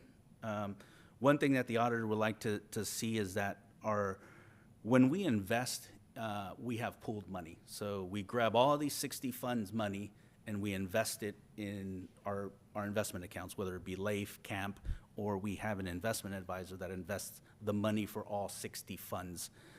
They would like to see interest and so forth posted monthly to the accounts, to those funds, but we just don't have the software for that. We are going through a update on our software, and we've told them, and they understand that once we get that new software up and running, we'll have that ability to do that. Finally, and there's more than this, but I didn't want to. There's about 8 auditor recommendations. I think these are the more significant ones. The last one here is advances to other funds. As you heard from Alan, our consultant, the recycled water has $6.8 million in loans from the water and the sewer fund. When we issued those loans to that fund, we had an agenda report, we had a resolution, we had council approval. But what the auditor would like to see is a more formal agreement. Terms and conditions, when does it start, when does the pay period begin, when does the term end, the interest rate, and so forth. We really didn't have that. We just had a resolution, we had an agenda report, and it was really up to the finance department to figure out when we should implement this loan, when should we start, when should we actually move the money, and so forth. So they're looking for us to formalize these advances a little better.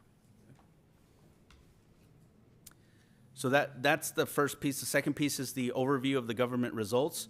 So our citywide total net position increased by 2.8 million. Now, when we talk about net position, it's all of our assets minus all of our liabilities.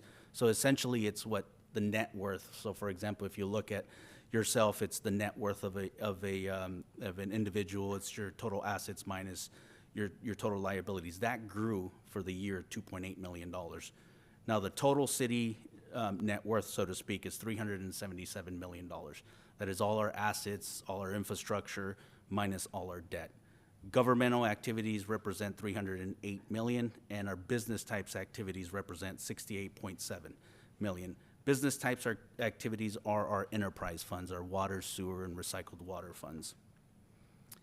Of that, $21 million is unrestricted net position, meaning that it's not allocated for any one purpose.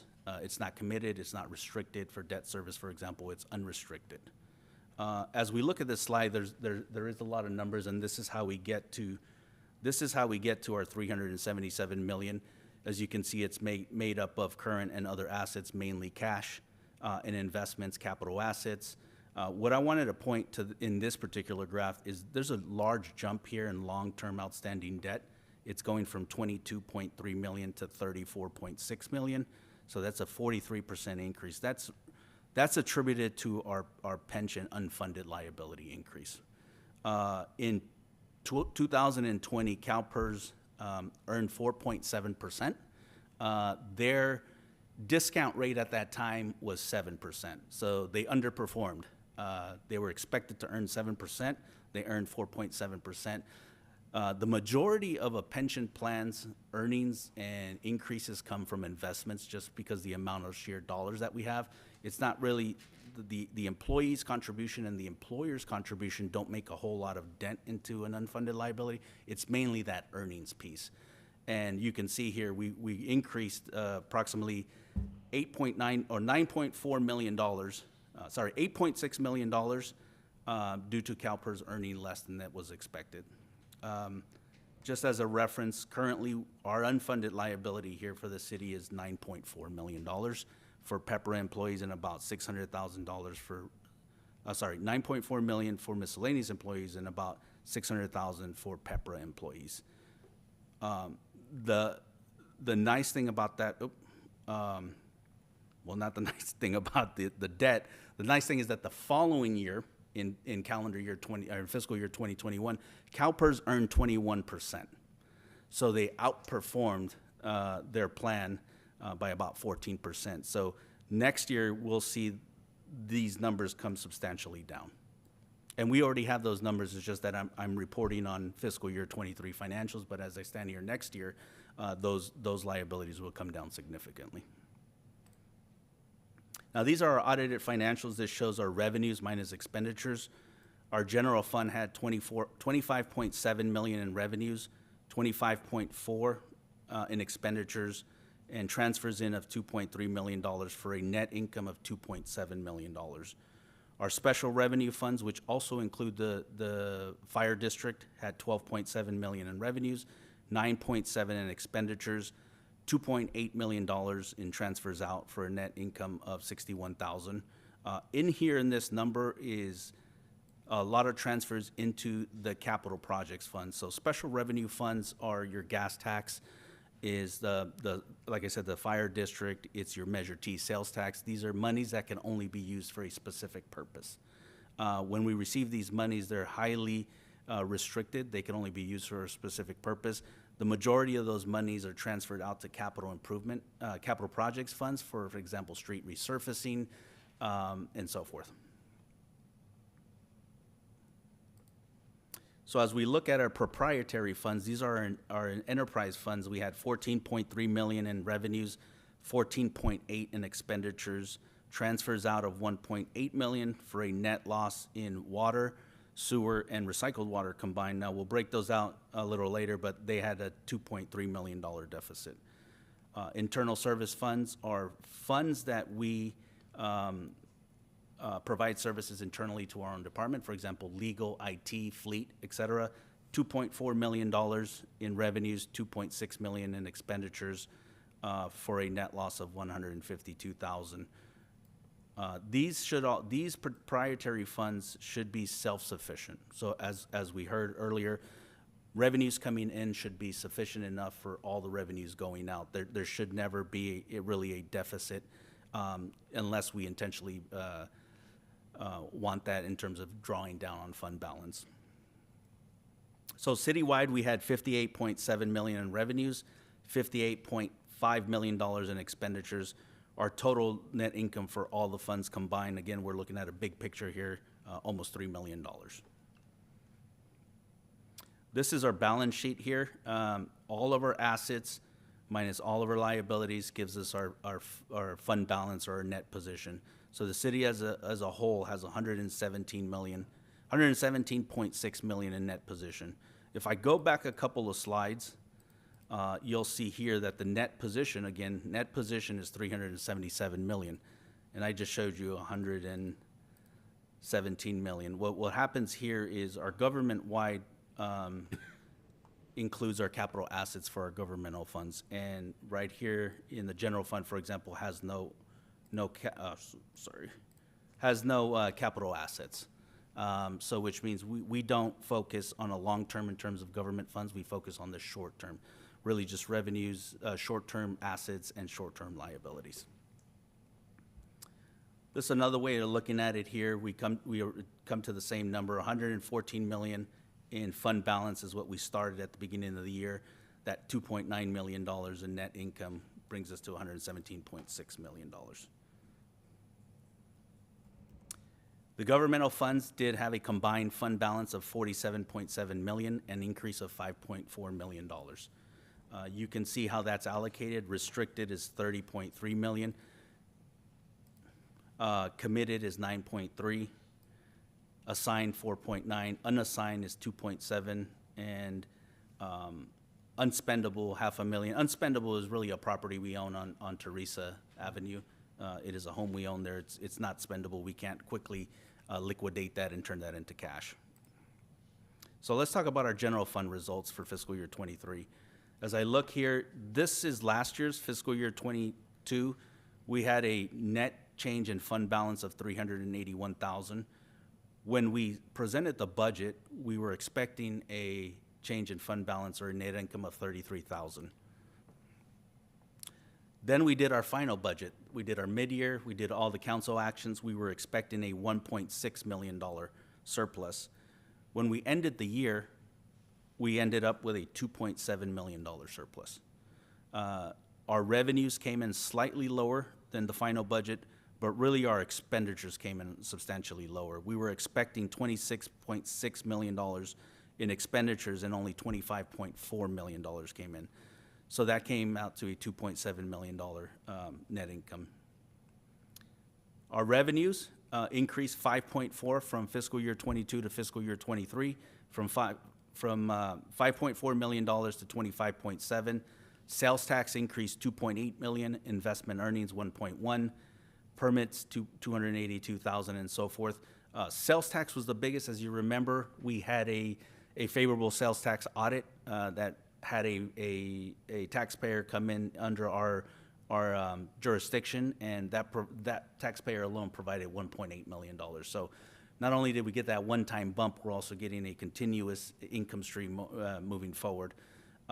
One low performer here from fiscal year 22 to fiscal year 23 was our TOT. That was down $70,000 year over year. General fund expenditures increased 3.1 million to 25.4 million. The largest here was supplies and services. Supplies and services includes increase in insurance. We're seeing insurance costs increase significantly. Workers' comp, property insurance, and so forth. They're increasing at more than double digits.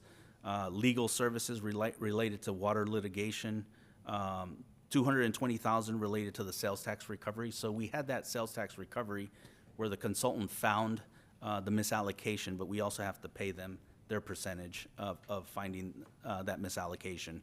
336,000 additional was spent on professional services for our Paoli Loop annexation. 370,000 for plan review and building inspections. Now the thing with plan review and building inspections, although it increased year over year, 370,000, that's really offset by a lot of revenues coming in. So as those permit revenues are going up, we also have to use the services of our consultant a little bit more. So those are really offset. So that had the general fund with a net income of 2.7, transfers in of 3.2 million, and transfers out of $815,000. Transfers out of 815, that included $700,000 out to the Corp Yard relocation facility upgrades for the old Napa Junction Elementary School, and then also had 115,000 in debt service for the NG solar program.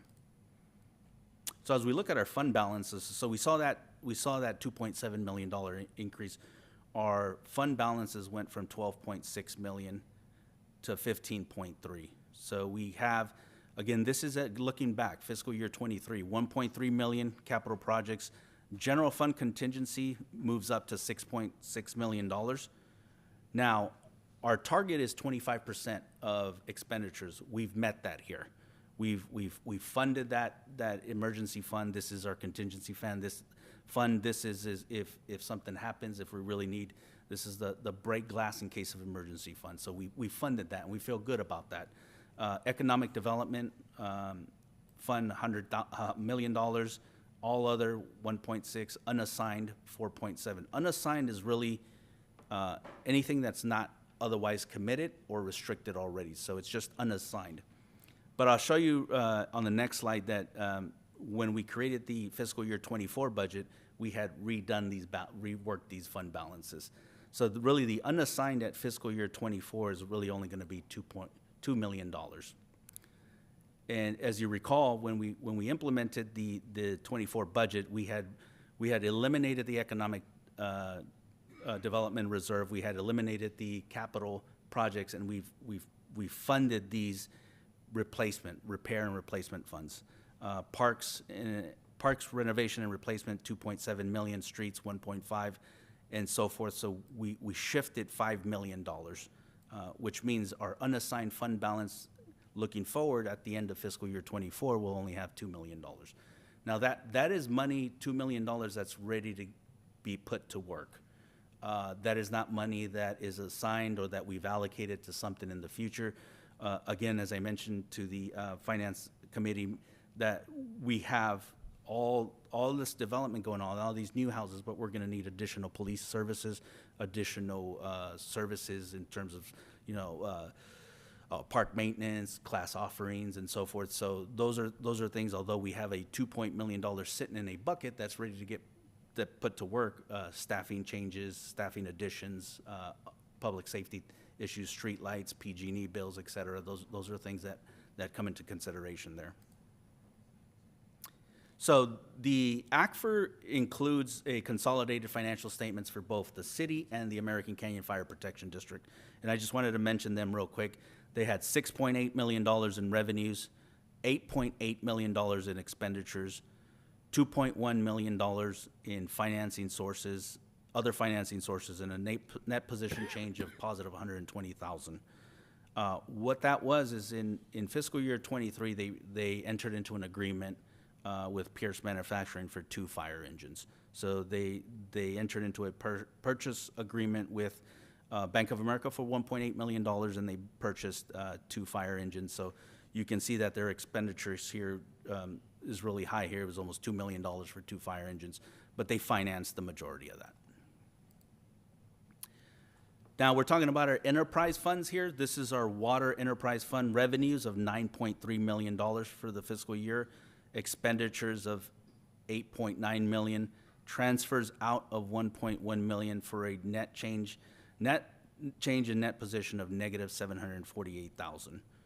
The transfers out is a combination of 2 things. We had capacity fee revenue of $333,000, but the majority of that negative here of 1.1 is because $942,000 went to the general fund for support services.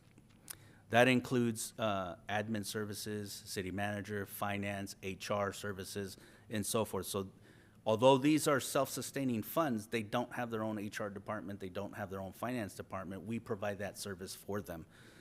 And in particular, the staff that sits at the front window, they're fully funded by enterprise funds.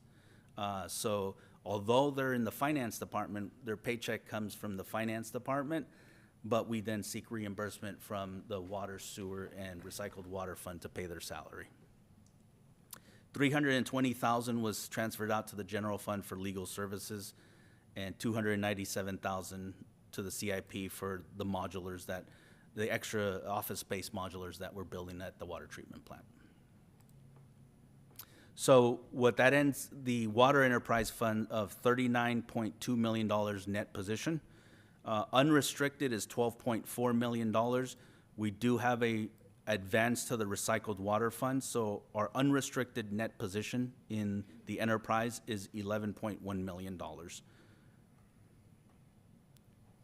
And I'll say here, you can see this is coming from our rate study here.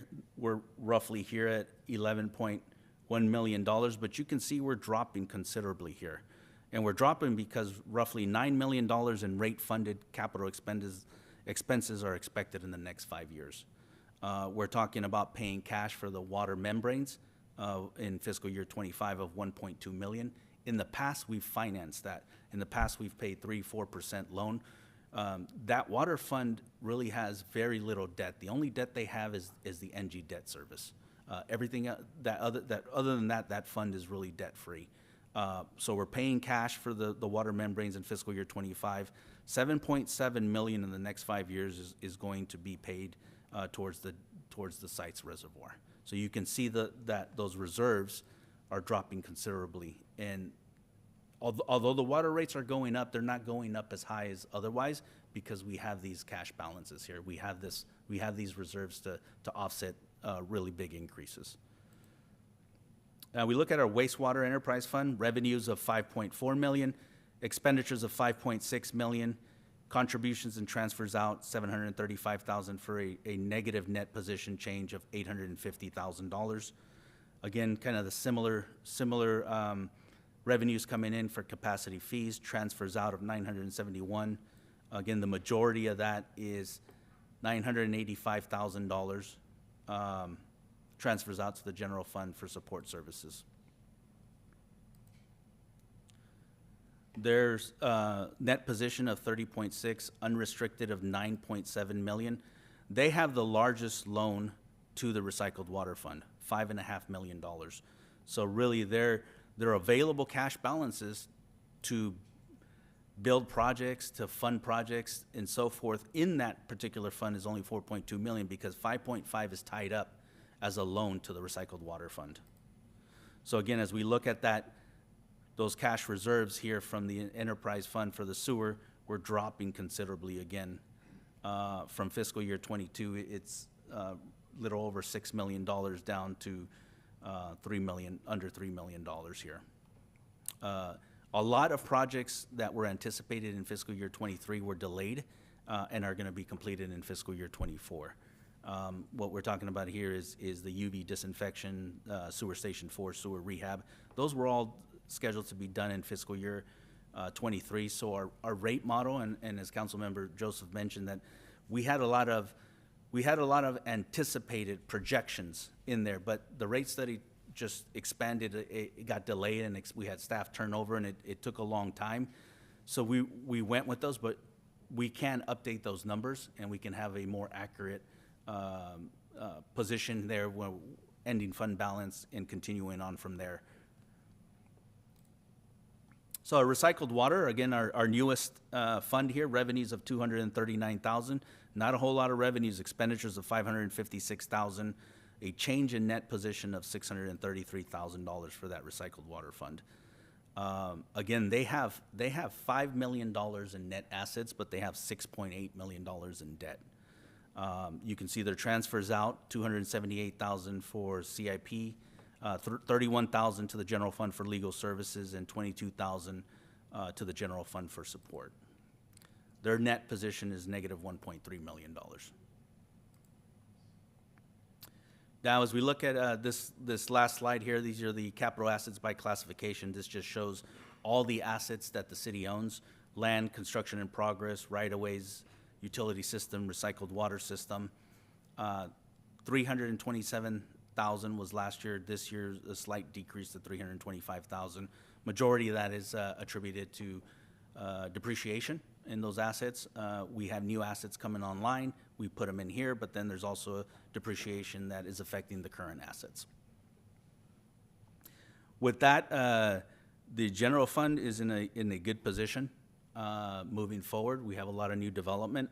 The enterprise funds, as you saw, could use some work, and that's why we've presented earlier tonight that rate studies and so forth. So with that concludes my presentation, and I'm happy to answer any questions. Thank you for the presentation. Quite a lot goes on with city finances. There's a lot, yes. It's drinking from a fire hose, kind of. But, you know, it's good. Really appreciate the way it's managed and your service for us in that department, because it doesn't happen if we don't have the money. Right. I know some areas are worried about the economic impact and, you know, maintaining a stable, reliable income strategy for pay for everything. Yeah. So,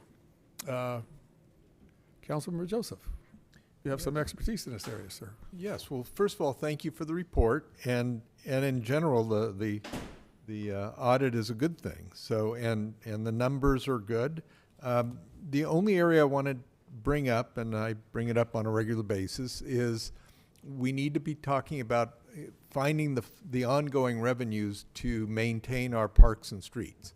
I appreciate the fact that last year we set up the new funds and seeded that with a lot of the carryover, and now that's good stuff, and it gives us 2 or 3 years to work with. But I want to remind everybody, we've also got to find some ongoing revenue stream in the general fund to cover those projects as we go forward. And I admit we're going to be being asked to add staffing in police and everywhere else.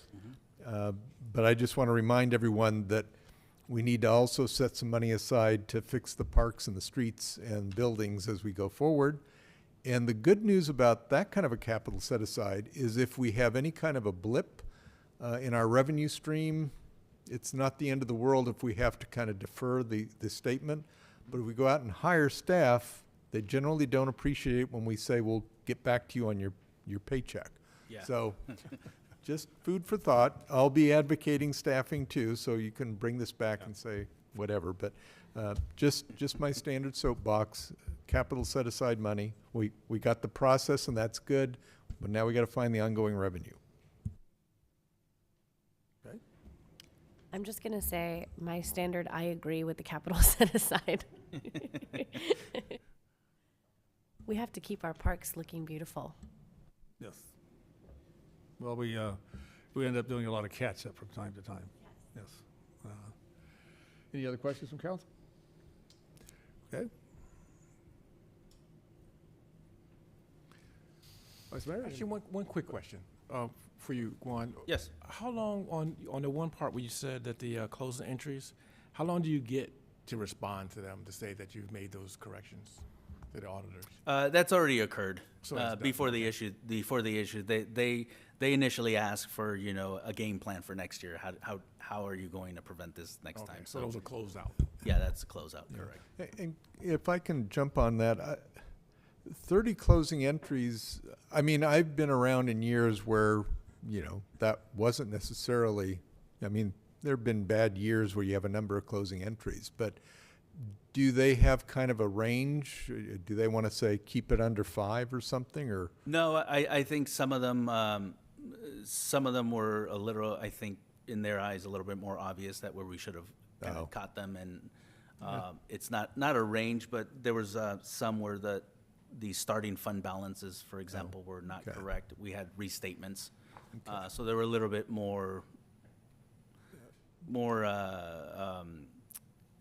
I wouldn't say egregious. They were just a little bit more. It sounds like they weren't concerned about the volume per se, but the nature of them. The nature, So, correct. okay. Yeah. Well, We have a correction plan in place. you have the opportunity to do better every year, and that's Absolutely. the advantage. You don't want to start at the top because then you can only go down. No, good report. Okay. All right. Thank you. Council ready for public comment? Yes, sir. Public comment on this matter is open.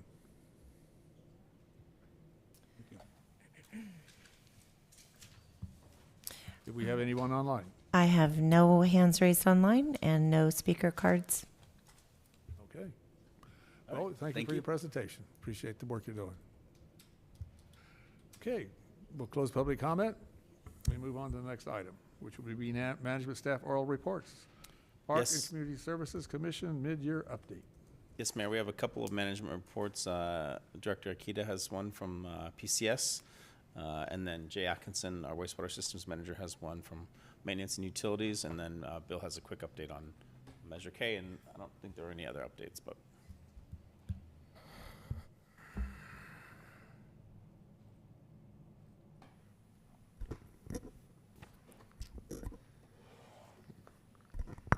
Okay, good evening, Mayor and Council. evening. Alexandra Ikeda, your Parks and Recreation Director, and I'm here this evening to provide a mid-year update regarding the Parks and Community Services Commission.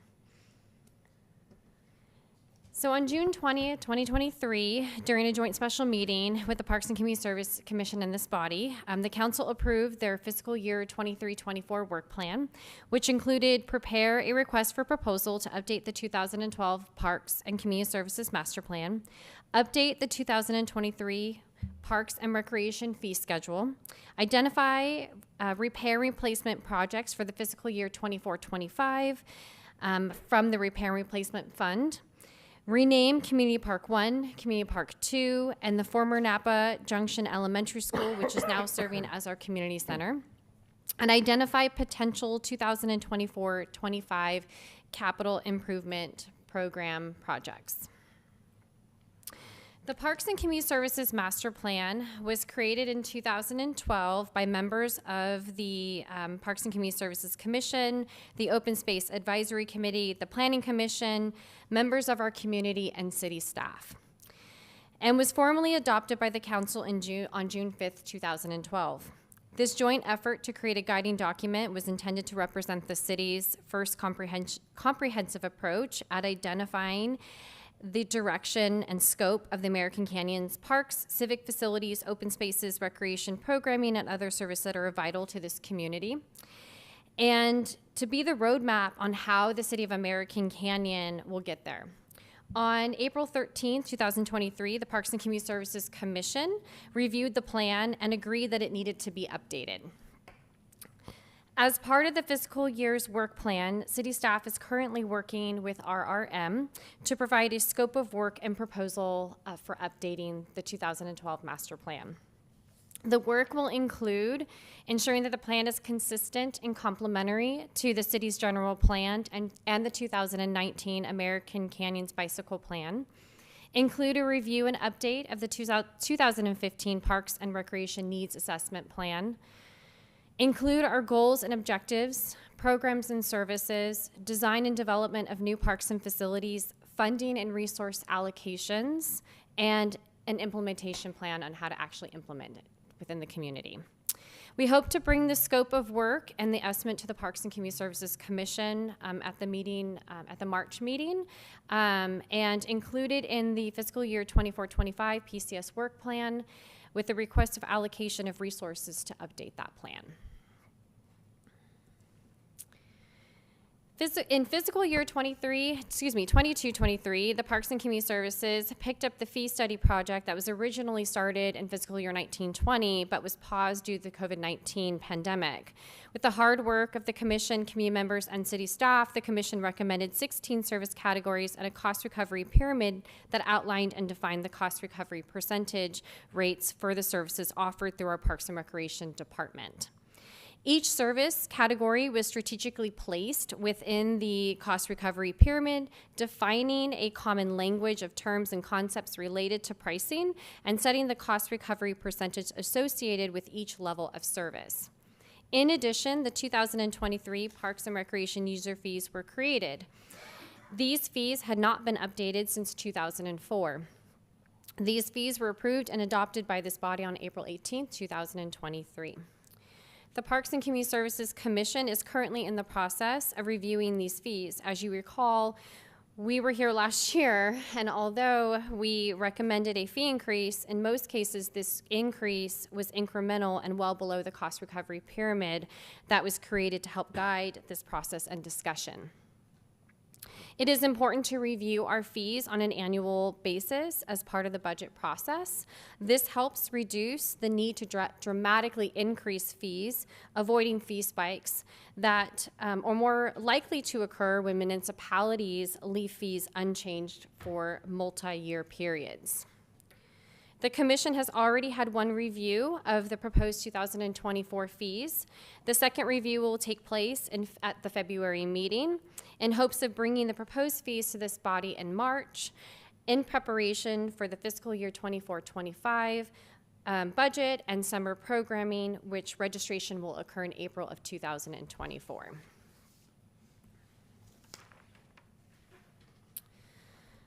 The City Council identified funds for the fiscal 24-25 repair and replacement of our current parks and facility infrastructure.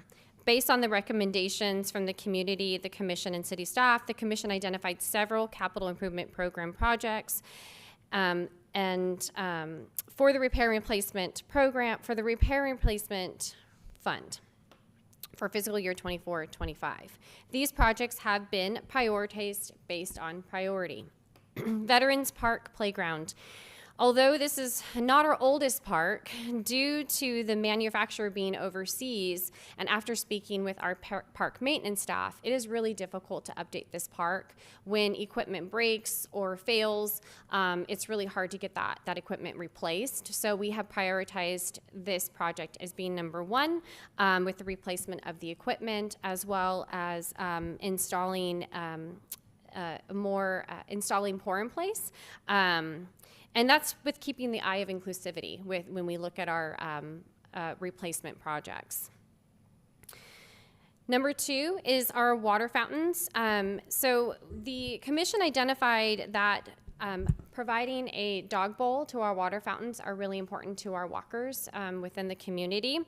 And the great thing about that is the Maintenance and Utilities Department secured a grant in the amount of $275,000 to update our drinking fountains and install water bottle refiller stations.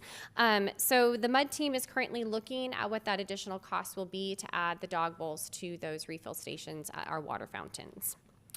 Community Park 1, playground replacement and surface update. This playground was installed in 2002. There was a minor update in 2006. This is a pretty popular park. As you recall, Community Park 1 serves as our park that houses our youth football organization, Little League, as well as it's fairly popular with our picnic reservations. In addition to the playground, we would also want to update the surface to that playground as well. Bedford and Kensington Cul-de-sac Park, playground replacement and surface update. This is a pocket park that was installed in 2007. Elliott Park, which a playground replacement and surface update. This playground was installed in 2007. This is a popular park near the community garden, tennis and pickleball courts, and the basketball court. And then Nottingham and Bentley Cul-de-sac Park, which is a playground replacement and surface update. And again, this is a pocket park that was installed in 2007. In addition, the commission discussed Main Street Park, Polaria Park, and Silver Oak Park. Since these parks are in landscape lighting districts, these will be a bigger conversations with the LLAD zones, and we're currently working with the Public Works Director on how to facilitate those conversations.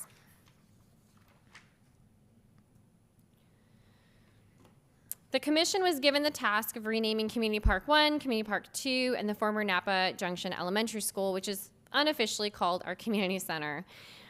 When we started this process back in August of 2023, we came to a very quick conclusion that the parks and facility naming policy needed to be updated, as we wanted a broader naming criteria that is inclusive to our community, procedures that identify a realistic timeline to rename a city park and facility, changing the technical advisory committee to the Parks and Community Services Commission, which would require a thorough public engagement process with the intent to receive a broader community perspective, and update the definitions to navigate and guide this update to the policy into the future. The updated city facility naming policy was approved and adopted by this body on December 5th, 2023 at the council meeting. In addition to naming these 2 parks in one facility, the council was interested in obtaining and documenting American Canyon history from incorporation of 1992 to present day. City staff have been working alongside 5 American Canyon high school students, interviewing prominent individuals who have helped shape American Canyon into what it is today. So far, we've interviewed Fran Lemos, Beth Marcus, Benjamin Anderson, Joan Bennett, Mark Joseph, Bill Ross, Randy Davis, and Keith Caldwell. We have identified additional individuals we still need to interview: Leon Garcia, John Mikalogic Jr., Terry McGrath, Richard Hess, Buzz Butler, and John Tudor, and I'm probably not saying his last name correctly, so I apologize. We know that with the help of many people within this community, there are things and people we might be missing. So in addition, to help capture that, we have created a website page on our city website where community members can fill out a form and upload stories and photos. We've created this beautiful QR code for anybody to scan it right now if you want to do that. Or you can just visit our website and fill out the form and upload those documents and photos. Renaming a park and facility is a significant decision that can have social, historical, and cultural implications. By updating the city facility naming policy and collecting American Canyon's history, we are confident that we'll be able to receive valuable insight into our community's perspectives, memories, and connection to location. And that this will help guide us with the renaming of Community Park 1, Community Park 2, and the former Napa Junction Elementary School, which we hope to start in March 2023 at the commission level. So, before it starts. No. Okay. We wanted to share a short video with you this evening that we put together regarding the History Project. And we hope that you enjoy this little tidbit.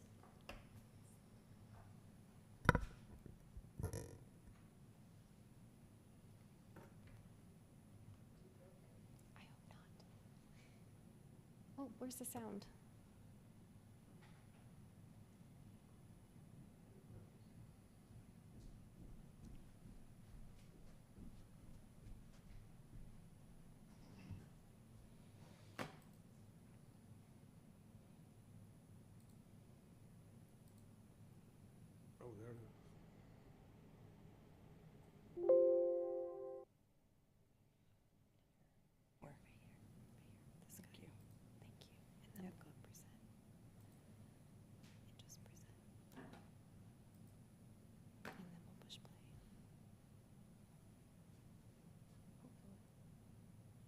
I've been here since 1948, so that's 73 years, something like that.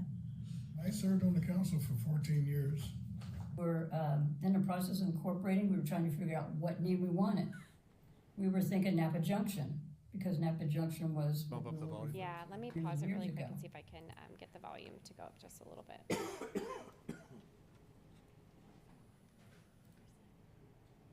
I'm gonna turn it all the way up. And I'll restart it. And then the name American Canyon came about. Nope, we're gonna restart it. I've been here since 1948, so that's 73 years, something like that. I served on the council for 14 years. We're in the process of incorporating. We were trying to figure out what name we wanted. We were thinking Napa Junction, because Napa Junction was what we were referred to years and years ago. And then the name American Canyon came about, which we decided upon because A would become first in anything. So we came with American Canyon, which I thought it was neat because I love the name American because it sounds very patriotic, me being military, patriotic, and canyon because we're in a canyon. You have to imagine a time when there was no way to legally get to the Napa River. Wow. Now, there's stories of people going out there and fishing, and I'm not going to say that didn't happen. I'm just saying you could not go there. Mm-hmm. You could not go. It was just not possible legally. And at the time, a lot of people said, it's impossible. There's too many barriers. By 2008, this community was something that I would not even recognize from when I moved here in 1962. And so when I tell you that we had to ride a bus for an hour to Napa, there and back every day, and it was like that when my brother went to school 7 years before me. I mean, it's important that you hear these things and you know that life isn't as it always was today. It wasn't always like that, and that there's been a lot of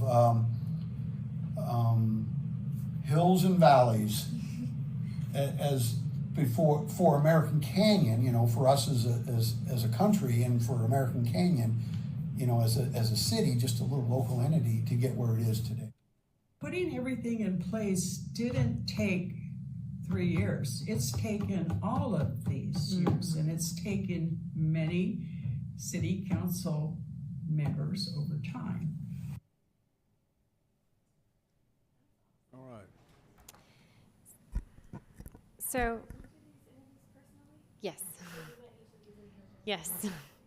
And it was each interview was about, it was so cool because I, as you can see, the interviews were really, and they were more like conversations. So I got to learn a lot, and I got to know each individual person a little bit more, and just about their history. And making that video, I will just share, it took me forever because I had to go through content and just like trying to just pick little pieces because it's really hard because I wanted to just kind of like show you the progression of American Canyon. I think it's really just, we're a very unique city, and we have made great progress in this 31 years of being incorporated, and there's been many things that very bold choices that many people in this community have made to get us to where we are today, and that was just a little tidbit of just the magic that I was able to uncover. So It'd be interesting to hear about your time with Randy Davis.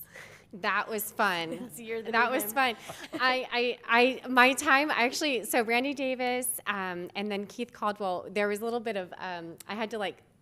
I have to cut the video a little bit because Keith Caldwell and I started talking about baseball and our kids playing baseball. So I don't really want that to end up in the archives, that us talking about our kids playing baseball. But yeah, every interview, I mean, even, it's like I said, you know people from just face to face, but getting to know them personally was a big treat. And, just again, the dedication that these people have served for our community and helped shape where we are today, it's just really amazing. And I've only been here for 2 years, but I can tell you I'm rivaling those veterans now. So I know a lot of great things that have happened. I know, just the infrastructure that was created to create American Canyon and make it into the great city that it is today. Thank you for that video. That's, I was reminded, evening at the ruins today, people would comment, "Oh, this is great. This is the first time I've been out here legally." There was a lot of that. Yeah, I was like, yeah, we probably don't want to tell people we're doing things illegally, but I mean, this is great information. So in addition, the year's not quite done yet. We still have a roughly about 5 more months of this commission. So I just kind of briefly want to just go recap of what we're going to do for the remainder of the year. In February, we're going to go over the fee review as a second review. We're going to look at looking at the proposed projects for 24-25. We're going to provide an update for the CIP projects for 23-24. In March, we're going to start the facility naming process. I'm hoping to bring the master plan review scope and bid back to that body so we can have a conversation at the council level for the work plan. And then we'll provide an update regarding the history project to them as well, because we want to make sure that when we're doing the facility naming, that we include some history to that as well. In April, we're going to start the draft work plan for fiscal year 24-25. In May, we'll review it again. And then June, we're going to have a joint special meeting with this body. We'll provide a narrative of just the progress that we made in 23-24 with the proposed draft work plan for your review. And that concludes my presentation, and I'm here to answer any questions for you. Thank you. Thank you for the presentation. Certainly a lot of work went into that. It's clear, yes. Questions from council? I just want to reemphasize how important that history project is. As I mentioned, the more you can interview and get on tape some of the observations and histories, legal and otherwise, that'll be good stuff. It's great for you, it's great for this community. So that's exciting.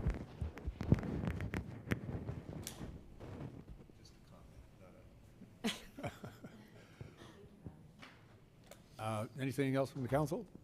No, sir. I'm looking forward to that. I was at a Montessori's holiday celebration for the families, and the granddad sitting next to me said he moved here when he was a kid, 1956, on Caser. Rancho was just opening up, new houses. He still lives in that area. I said, well, you got a lot of stories to tell. My son found a newspaper ad. He's a bit of a history buff, too. Rancho Del Mar development. This is a map of all the housing projects. Well, it's got the break in the circle for Los Altos, for Teresa Street, but Teresa's not there yet. It's pieces like that. You come together and go. And it took a lot of considerable energy from the people who lived here to get this to be a city. Yeah, this north here there was considerable pushback, and but people prevailed with persistence, and look what we they have all built, what we have all contributed to. Very great story. I look forward to more of that. I just want to add one little thing. I don't know if you know, but the 5th District newsletter was created on Beth's dining room table. Oh, wow. That wasn't the 5th District, it was the American Canyon Eagle. The American Academy, oh, yes, sure. Cecil and my husband. Yep. At her dining table. The first general plan, I think Ben Anderson told me, was the, what's now the, was a water board office, adult activity center, the old part. Mm-hmm. It mapped it out on the floor. This is what we're gonna do, it's stuff like that. Yes, you can build your own city, Yep. Thank you. Thank you. I have something to say. Public comment? The Seroptimus asked me to give him a talk last week, and I got to thinking about when I give that little tour, I always start with McKnight Acres, and I wondered how McKnight Acres got named. And I called Mr. Tudor, because he was a supervisor at that time, and I asked him, and he didn't know. So I was thinking to myself, well, it must have been named after some person. Yeah. So, so anyway, I asked Siri. I said, how did McKnight Acres get named? Siri knows everything. And I got good information. In 1926, Agnes McKnight Wilson gave to Andrew, James, and Elizabeth, must have been her daughters or her family, 958 acres. And that became McKnight Acres. Oh, okay. So I learned something. It was really interesting to go to Siri and you get information. But that was something that really bothered me because I remember when I came here, there was a little house where the green barn is, and that was always called Collins Crossing. And there was a lady that lived there. Her last name was Collins, and I think her first name was Dorothy Collins.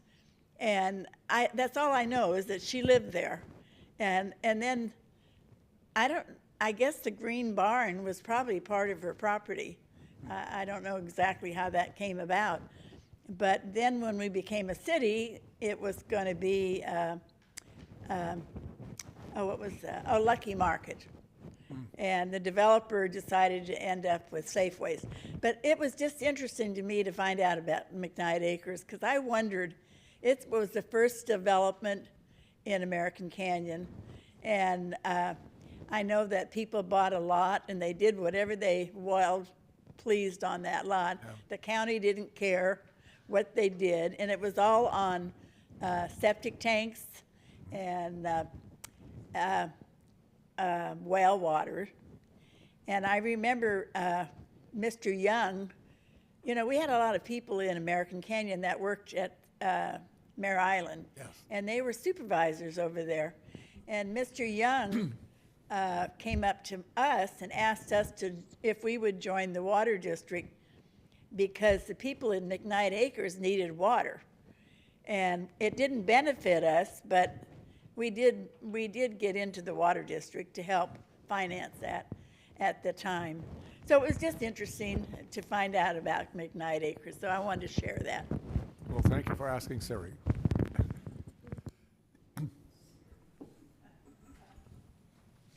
Anybody else about wanting public comment? Anybody online?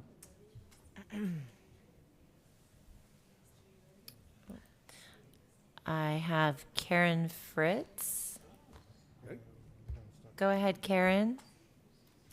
Well, good evening. Good evening. Mayor Garcia, you were talking about how your son did some research and found a map of the city being developed. I happen to have an original newspaper clipping of the builder. Oh, wow. That cool. Put that out, and you welcome to Rancho Del Mar. Anyway, I just wanted to let you know that I have a copy of that. Karen, make sure you uploaded use that QR code and upload it so we have a copy of it too. Yeah. Yeah, I'll Hey, get, fantastic. I'll get Thank a you for copy of offering that that. for you. No problem. We'll add it to our collection. Thank you. Anything further? Anybody else online? I have no other hands raised. Very good. Mayor, I was going to mention a couple of community events, and then Jay's going to come up here and get his presentation loaded Okay. for wastewater. Sorry, I'm back. I want to make sure that I tell you all the great things that are happening here in American Canyon. So NVUSD is hosting their strategic plan meeting on January 18th and 19th from 8:15 to 10 a.m. at McPherson Elementary School. On the 20th, ACCPF is holding a teen play team meetup from 3:30 to 5 at the American Canyon Library. On the 23rd, we have our American Canyon Fire Protection District meeting at 6:30. On the 24th, we have the 2024 American Canyon County Supervisors Forum at the Boys and Girls Club from 7 to 8 p.m. On the 25th, we have our Planning Commission meeting at 6:30.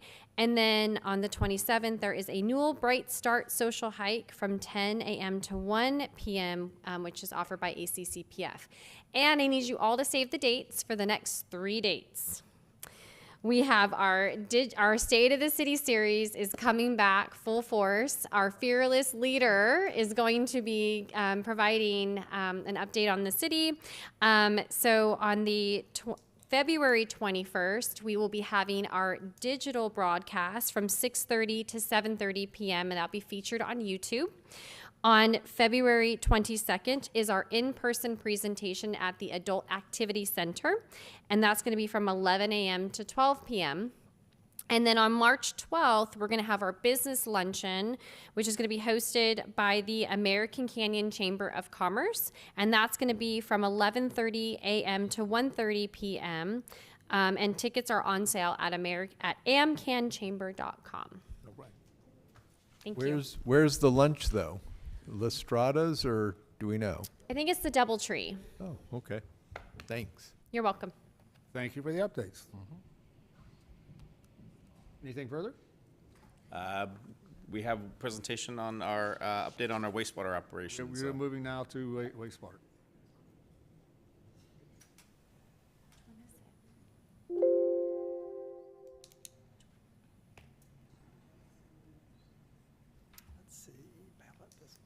We heard all about how you pay for operations out there. Let's see. Oh, that's not the right one. I guess it is.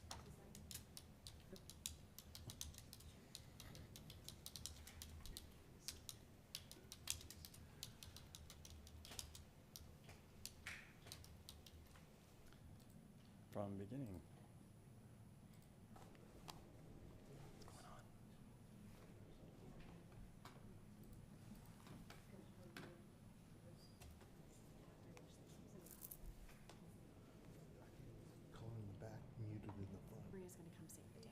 Oh.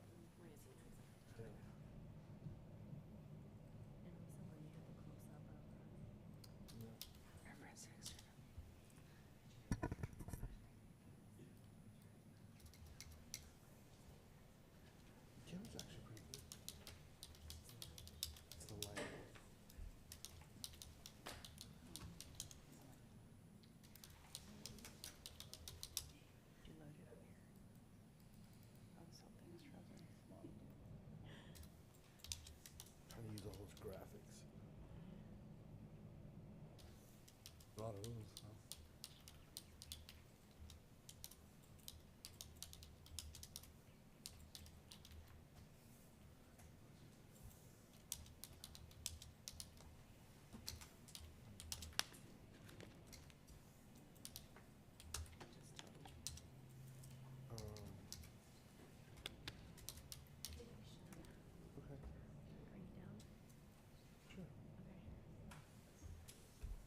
I know, I wanna try it.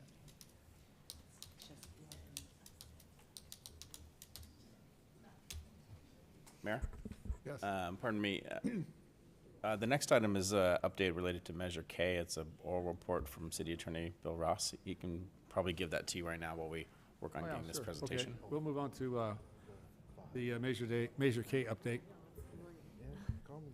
Okay, Mr. Mayor, members of the council, members of the public, on January 12th, 2024, John Tudor notified the city clerk that Measure K had qualified for certification, and under the election code and government code, it's to be considered at the next regular meeting of the city council, which would be February 6th. What is Measure K? Measure K is an initiative measure establishing a ministerial permitting process for development of certain warehouse facilities by amending the City of American Municipal Code.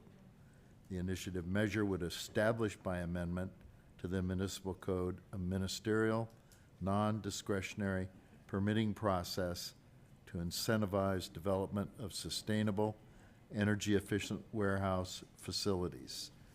The action required on February 6th would be ministerial. First of all, you have to certify the petition that's been forwarded to you by John Tudor. Then you have a series of ministerial choices. You can adopt the ordinance that's proposed in the initiative without alteration. You can also submit the ordinance without alteration to the voters. This would require that it be a special election, and there's a time period in which that would have to occur, basically between May 4th, 2024 and May 19th, 2024.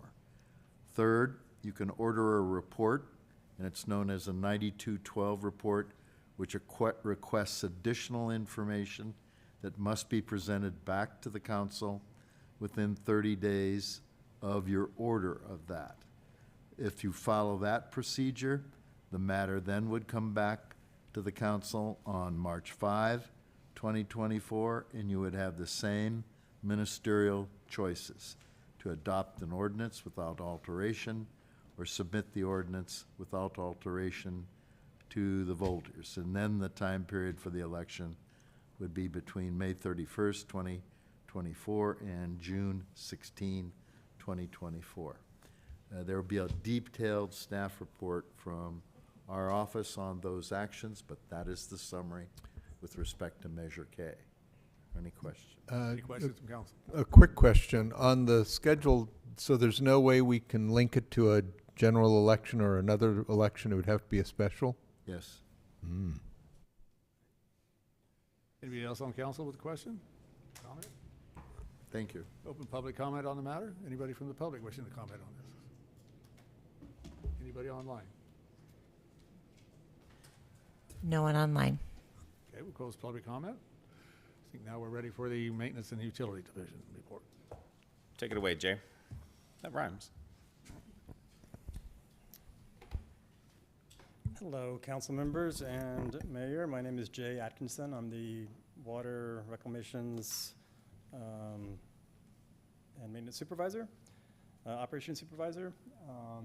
I'll give Could you move the mic a little closer? Oh, I'm sorry. Yeah, there we go. Thank you. How about now? Yeah, just All right. folks at home need to Got hear.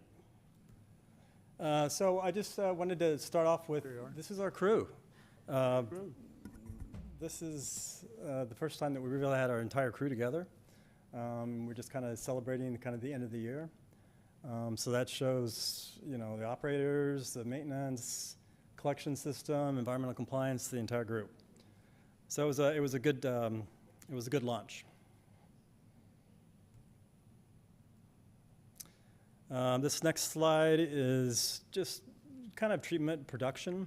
It's basically for the entire year. You see that the blue is the incoming flows, orange are the effluent flows going out the UV, and then the gray is the recycled water.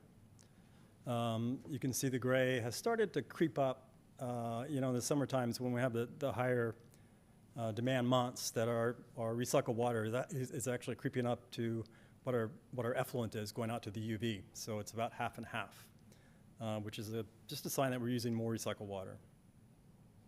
The high peaks are definitely when we have the rain, and you see that in January, February, March, we had some rains there in early 2023, and we're starting to get some more rains as we speak, which is always good. we like rains over a long period of time.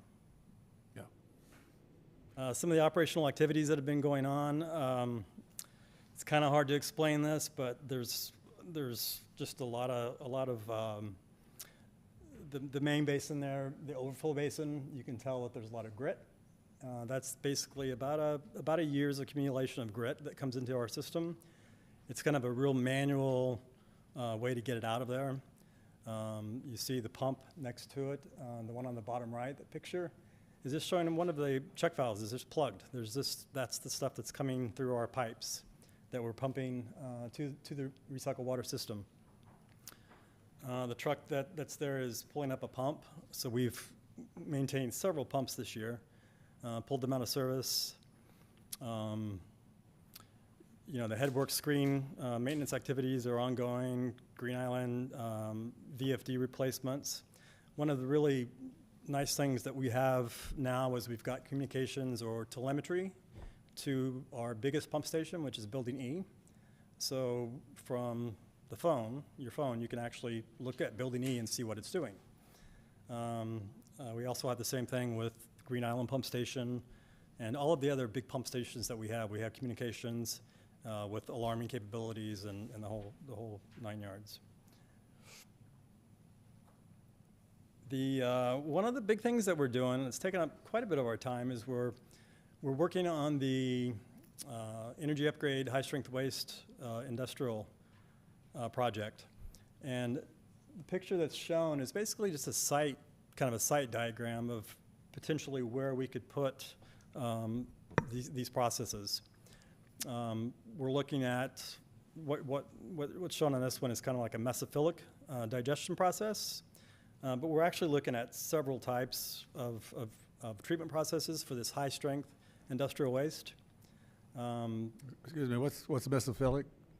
Oh, I'm sorry. The mesophilic range it's just a temperature range of around 100 degrees or so that mesophilic bacteria will create methane. They consume organics and create methane. That's basically what happens. So if you keep the temperature in the digesters to the mesophilic range, these bacteria create the methane. We take the methane, clean it, and then use it as a fuel source, of course. Oh, good. So it's really nice right now because we're kind of in this, we are in the 30% design phase. So this is kind of just a basic overview. You may have seen this in previous presentations, but this is a kind of a mesophilic anaerobic digestion system that's very common, except for this one. What we'll be doing with this is it's called a recuperative thickening process, which is kind of a new process for treating high-strength waste. All in itself is it's a pretty common type of system to treat high-strength waste. The next system that we're looking at, we just actually last Tuesday we went to Compton and looked at basically this anaerobic membrane system. So anaerobic membrane system, it's like, what is that? We've got membranes. We're an MBR, so a membrane bioreactor plant. And this is kind of the opposite. This is an anaerobic membrane system. So the type of technology, it doesn't use dissolved oxygen. The bacteria, they want to be more on the anaerobic side or the non-oxygen, so they don't use dissolved oxygen. They'll consume combined oxygen and create methane, hydrogen sulfide, and break down the organics. It's the whole concept of a digester is you're putting a lot of food waste, a lot of wine waste, a lot of whatever waste into a system that's very, very robust, and it can handle, the types of loads that we're going to give to it, or that we anticipate. But this technology, the plant we looked at was 12 years old, right? So the technology's been there, except the only thing that hasn't really happened is this process, the anaerobic membrane process, hasn't been used in a municipal setting. So the one that we looked at was more industrial. It was a very industrial type setting where you had metal tanks and everything was kind of above ground, and it was just a very industrial plant. But it was very compact, clean, Odorless, I mean, it comparatively, there was really no odor scrubber there, and there was really no odors. It was pretty incredible. This other type of system will have the same type of, it's really an anaerobic mesophilic digester as well. So these two systems are they're the same at the front end, but then when you get to the membranes, this system has membrane treatment. So the effluent will be treated through the membranes, as our our current system, domestic system is right now. And again, these types of systems, this is just going to be for industrial waste. So it will be pretty robust. It'll have some redundancies built in, because what's coming down the pipe, sometimes we won't know. We don't know now sometimes. So we have to be prepared for the worst. But this technology is great. It was great to go down and see it and just have that opportunity. I think it was in the city manager's update. I believe there was a picture of a couple of us climbing up one of the tanks, and it was so fast. Last Tuesday we were down there. That was and it was documented. It was really cool. So we are moving forward on that project a lot. We continue to move forward with it. The other thing I want to put in here is some training, and some of the pictures. You see Bob up there on the left, teaching at the high school with Pam. In the bottom left, we have the Citizens Academy again. That's Josh out there. He loves doing the Citizens Academy. And then the picture in the middle is the Donaldson Way Elementary School Career Day. That turned out to be very, very well. And then there's just a picture of our effluent going out our step aerator. In the collection system, so some of the things we're doing in the collection system, this is a manhole located in one of our in our system, and you can't really see it here, but the first two slides is you see the manhole, and then you take the lid off and you see what's down in that manhole, and you see the pipe, or you see the way that the water is moving through the manhole. If it was raining when this picture was taken, there would be water coming in through the cracks in the manhole. So we had somebody come out and did this for free. Basically, it's a system where they go in and rehab the manhole. Basically, they put a grout, so many inches thick or millimeters thick from the bottom up, and then they put a ceramic spray around it as well. And it really, for the price, this one was free, perfect price. But if we want to follow this further, the price is it's pretty economical to do it, and it's really practical. And this took them less than a day to do one of these. It'd be something I'd love to do in-house, but until we really know how many manholes need to be rehabbed, it's kind of difficult to justify that cost at this time. The other thing collections crew has been doing is the camera truck. So on the picture on the right shows a truck and then a trailer. Well, in that trailer is where we house our CCTV camera, which basically is just the camera on wheels that we stick down the pipe, and so we can see the inside and the integrity of all of the pipe. So we have around 54 miles of pipe to look at. That's a lot. So we can't do it all in 1 year or even 2 years, but we try to get it every 3 years. We try to get the system looked at. A lot of the system, I'll say just from working with other collection systems, this one is not near. I've seen much worse as far as infiltration and the I&I. We did our SSMP, or our Sanitary Sewer Master Plan. We presented that last year, and this is our first year for our audit for that master plan. So I'm kind of excited to see somebody from the outside come in and look at the SSMP and see how it looks.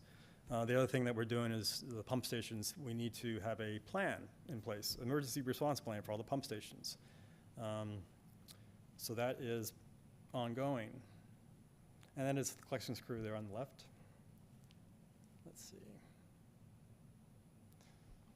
And this is a little video, if you don't mind. recycling wastewater and bringing it through Let me start this from the through taps at homes, businesses, and schools. A common analogy has been from toilet to tap, but officials say direct potable reuse, as it's called, is not that simplistic. We're getting a lot of headlines right now that imply that, basically wastewater will be served to the public and nothing is further from the truth. Kirsten Struve with the Santa Clara Valley Water District says the decision made by the California Water Resources Control Board is historic. This will be some of the cleanest water that will be out there. Clean water that will be critical to our water supply. Though it's been a wet year in California, Struve says the next drought could be just around the corner. For more than a decade, experts have been looking to wastewater as a solution. The item is adopted. The vote is unanimous. The newly approved rules give agencies like Valley Water more flexibility for reusing wastewater for drinking water. State regulators say reusing it is nothing new. Reality is that anyone out there on the Mississippi River, anyone out there on the Colorado River, anywhere out there taking drinking water downstream from a wastewater treatment plant discharge, which I promise you you're all doing, is already drinking toilet to tap. Locally, the Silicon Valley Advanced Water Purification Center already purifies recycled water that's later used on things like landscapes and cooling towers. With the regulations in place, agencies like Valley Water can add technology to recycle wastewater faster, making it drinkable. The rules state that the technology has to treat the water for all pathogens and viruses. The purification process uses smaller and smaller filters and other methods to remove biological and chemical contaminants that might be in the water. That some of these filters their holes are so small that only a water molecule can pass through. So it becomes really clean, almost like distilled water. Officials are projecting the regulations to be effective starting April 1st. The regulations require that water agencies let customers know before they start recycling the wastewater. In the South Bay, Zach Fuentes, ABC 7 News. Wow, interesting. Wastewater. So that's, yeah. So the little the picture on the left is an RO system. The lady said that it's a filter that only an H2O can go through, which is true. So it's very, very H2O-ish, which is not good in itself. H2O in itself is very corrosive. So we actually have to add something to it right away, like carbon dioxide or something, to make it so it's not as corrosive. But in itself, it's very, you can't drink it. Now the bear, on the other hand, can do what she wants. I would say that I took that picture, but mine was a little blurry, so I didn't. That was somebody else's picture. And I guess with that, any questions? All right. Questions from council? Sure. On the anaerobic digester and that whole project, very exciting, something I've been looking forward to for years, so I'm glad that's moving along. And I looked at some of the charts. It looks like we're starting to get around 2 million gallons a day, and our plant was designed for 2.5 million. So is the anaerobic digester, is that capable of addressing future capacity? I mean, we designed the plant for like 25,000 people, and now we may be looking at 35,000. So, I guess the question is, how are we looking at capacity above and beyond just that high industrial strength? And that's either for you, Jay, or for the city manager. Yeah, sure. I'll take that, Councilmember Joseph. The project that Jay was describing is just for our industrial customers. We're viewing it as an economic development project in many instances, so we can expand the economic base out there in the Green Island area. The issue about general capacity and so forth isn't one so much of capacity of the facilities at the plant, but our crux, or our Achilles heel, if you will, are the I&I projects that Jay mentioned. So we don't have a summertime flow issue with treatment of summertime flows. Where we can be challenged at times is when we have the wet storms that inconveniently come in a very short period of time. And so that's where our hydraulic capacities can be strained. And we do have treatment standards that we need to meet in discharge standards during the summertime. And again, those can provide challenges, but the increase in population is not going to be a big driver in the dry weather flow issue. As we expand our collection system, what could be the big driver is the I&I that we're working with projects and testing kinds of projects that Jay mentioned. Great, thank you. Any other comment? Right. Thank you. Any public comment? Yes. Thank you, Jay. Great stuff. Got a question here. Recently, I've been hearing about bottled water that has plastic in it, and it's not, I just read an article, it's not good for your health. It's not. Pieces of plastic in it. So our water doesn't have anything like that? Our water goes through a membrane process, so it takes all of that out. I mean, we have 99.8% removal. It's pretty, as I say, and the regulators say, we have the cleanest water that goes into the bay. The city of American Canyon has the cleanest water that goes in the bay. Wow. It's a pretty cool thing. You know, and the something to brag about. Oh, yeah, I mean, it really is. And the opportunities that we have with this industrial waste, I mean, you know, there would be a time where I would go, whoa, there's no way I want industrial waste into the plant. But, you know, if you treat it, you know, we have all, I mean, we've been given kind of a, make it happen, you know, get the thing out there. And the projects that we brought to you have generally worked and been really good projects, had a payback time. And so this hopefully will do the same. Right, thank you. Is there anybody online? I have no hands raised online. Okay. Well, thank you for the presentation. Looking forward to hearing more about the anaerobic digester. I wonder how much methane do we acquire off of that?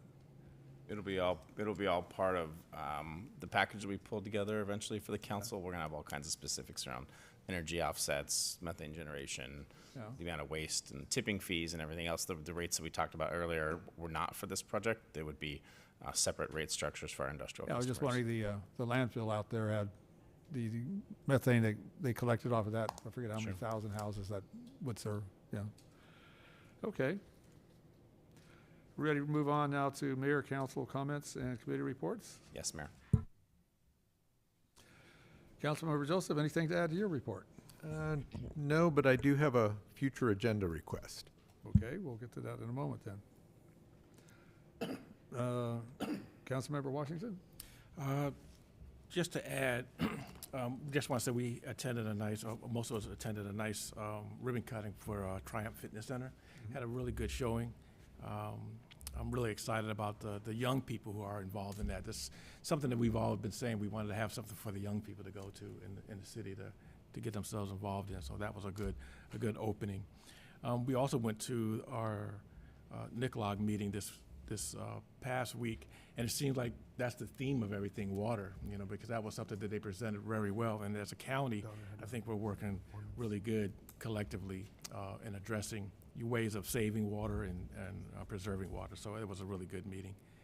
And then lastly, I just want to put a shout out to the sheriff and the chief of police. Your officers have done a great job, especially this last week, being in a hairy situation, if you say the least. But I want to say even more so, I spoke to both of you guys after that event, and what I give you guys even more praise for is the fact that you took the time to express that you took the time with the officer that was involved to make sure his mental health was well taken care of as well. So thank you for protecting us. Thank you for protecting our officers who protect us as well. So thank you. Mr. Mayor, I did forget one thing that was in the report. It relates to BCDC's sea level rise adaptation.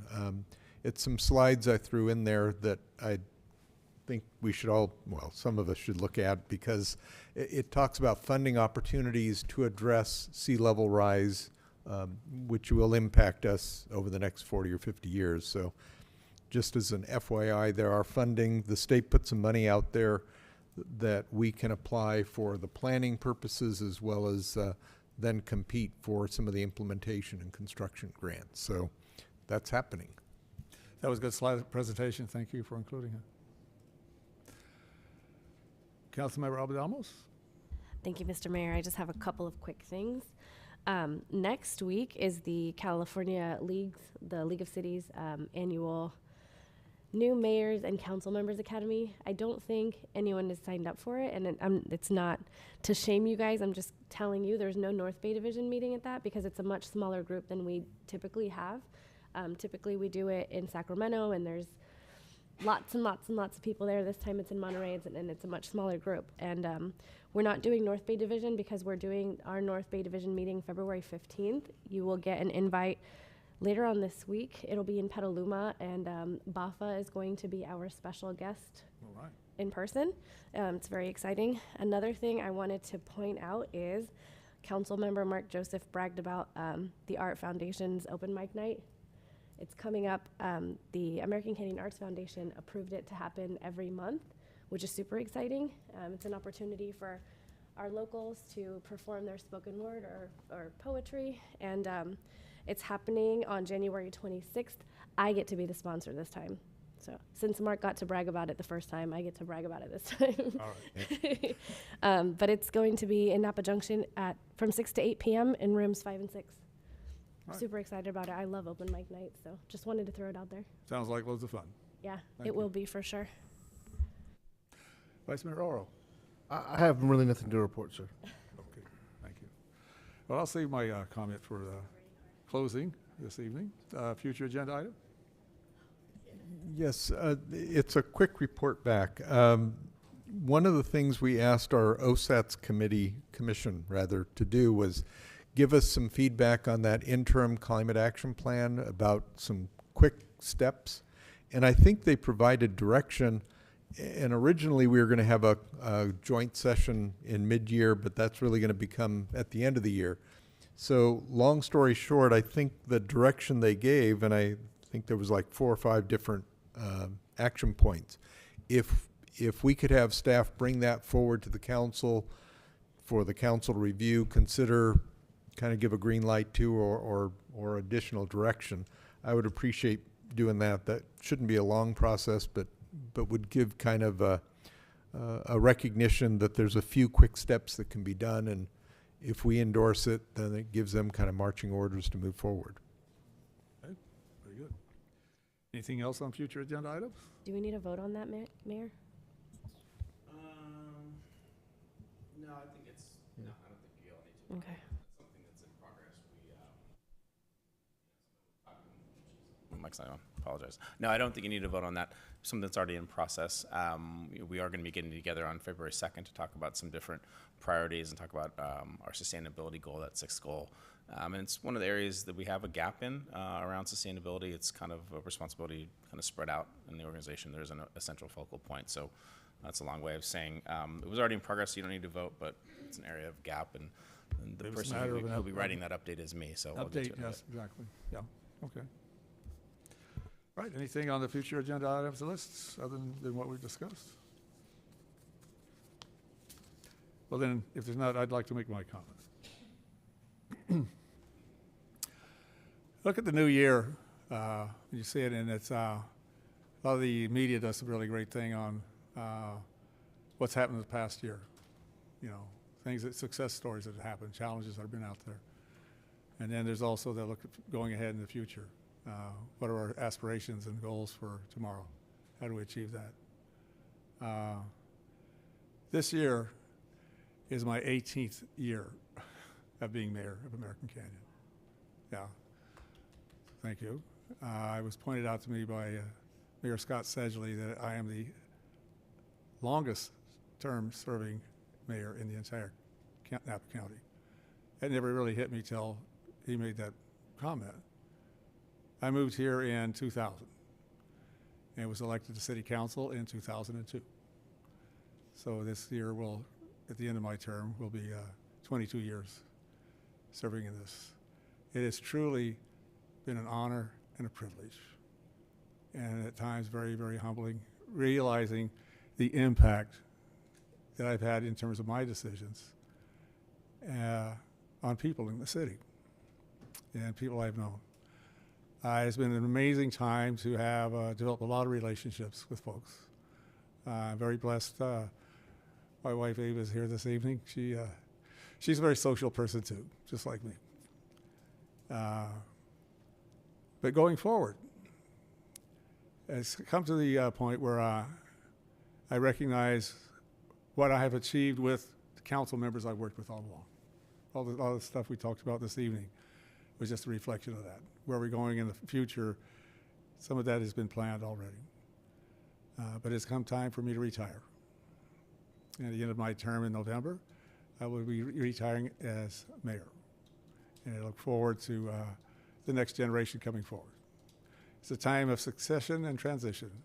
And I look forward to making that something that really works for all of us in American Canyon. It's been an honor and privilege for me to serve with my fellow colleagues here. It's not always about how we agree, but it's how we accomplish the work we need to get done. And to the betterment of our community and the respect of each other and the people we serve. So that's what I wrap it up with that. I look forward to it. Thank you.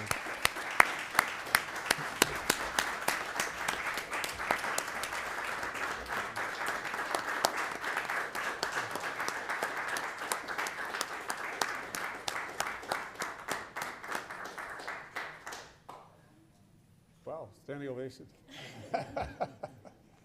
No, I just, my heart goes out. It's just, no. I can't thank you enough, all of you.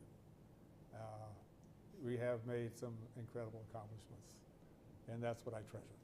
And I know we will continue to do the same. You have great quality of leadership, and as you know, my interest has always been in leadership development. None of us will ever serve this. Our time is limited. We need to find the next people to come forward and contribute their knowledge, their experience, their passion for a better community. So thank you all. With that being said, we're adjourned. Good night, American Canyon.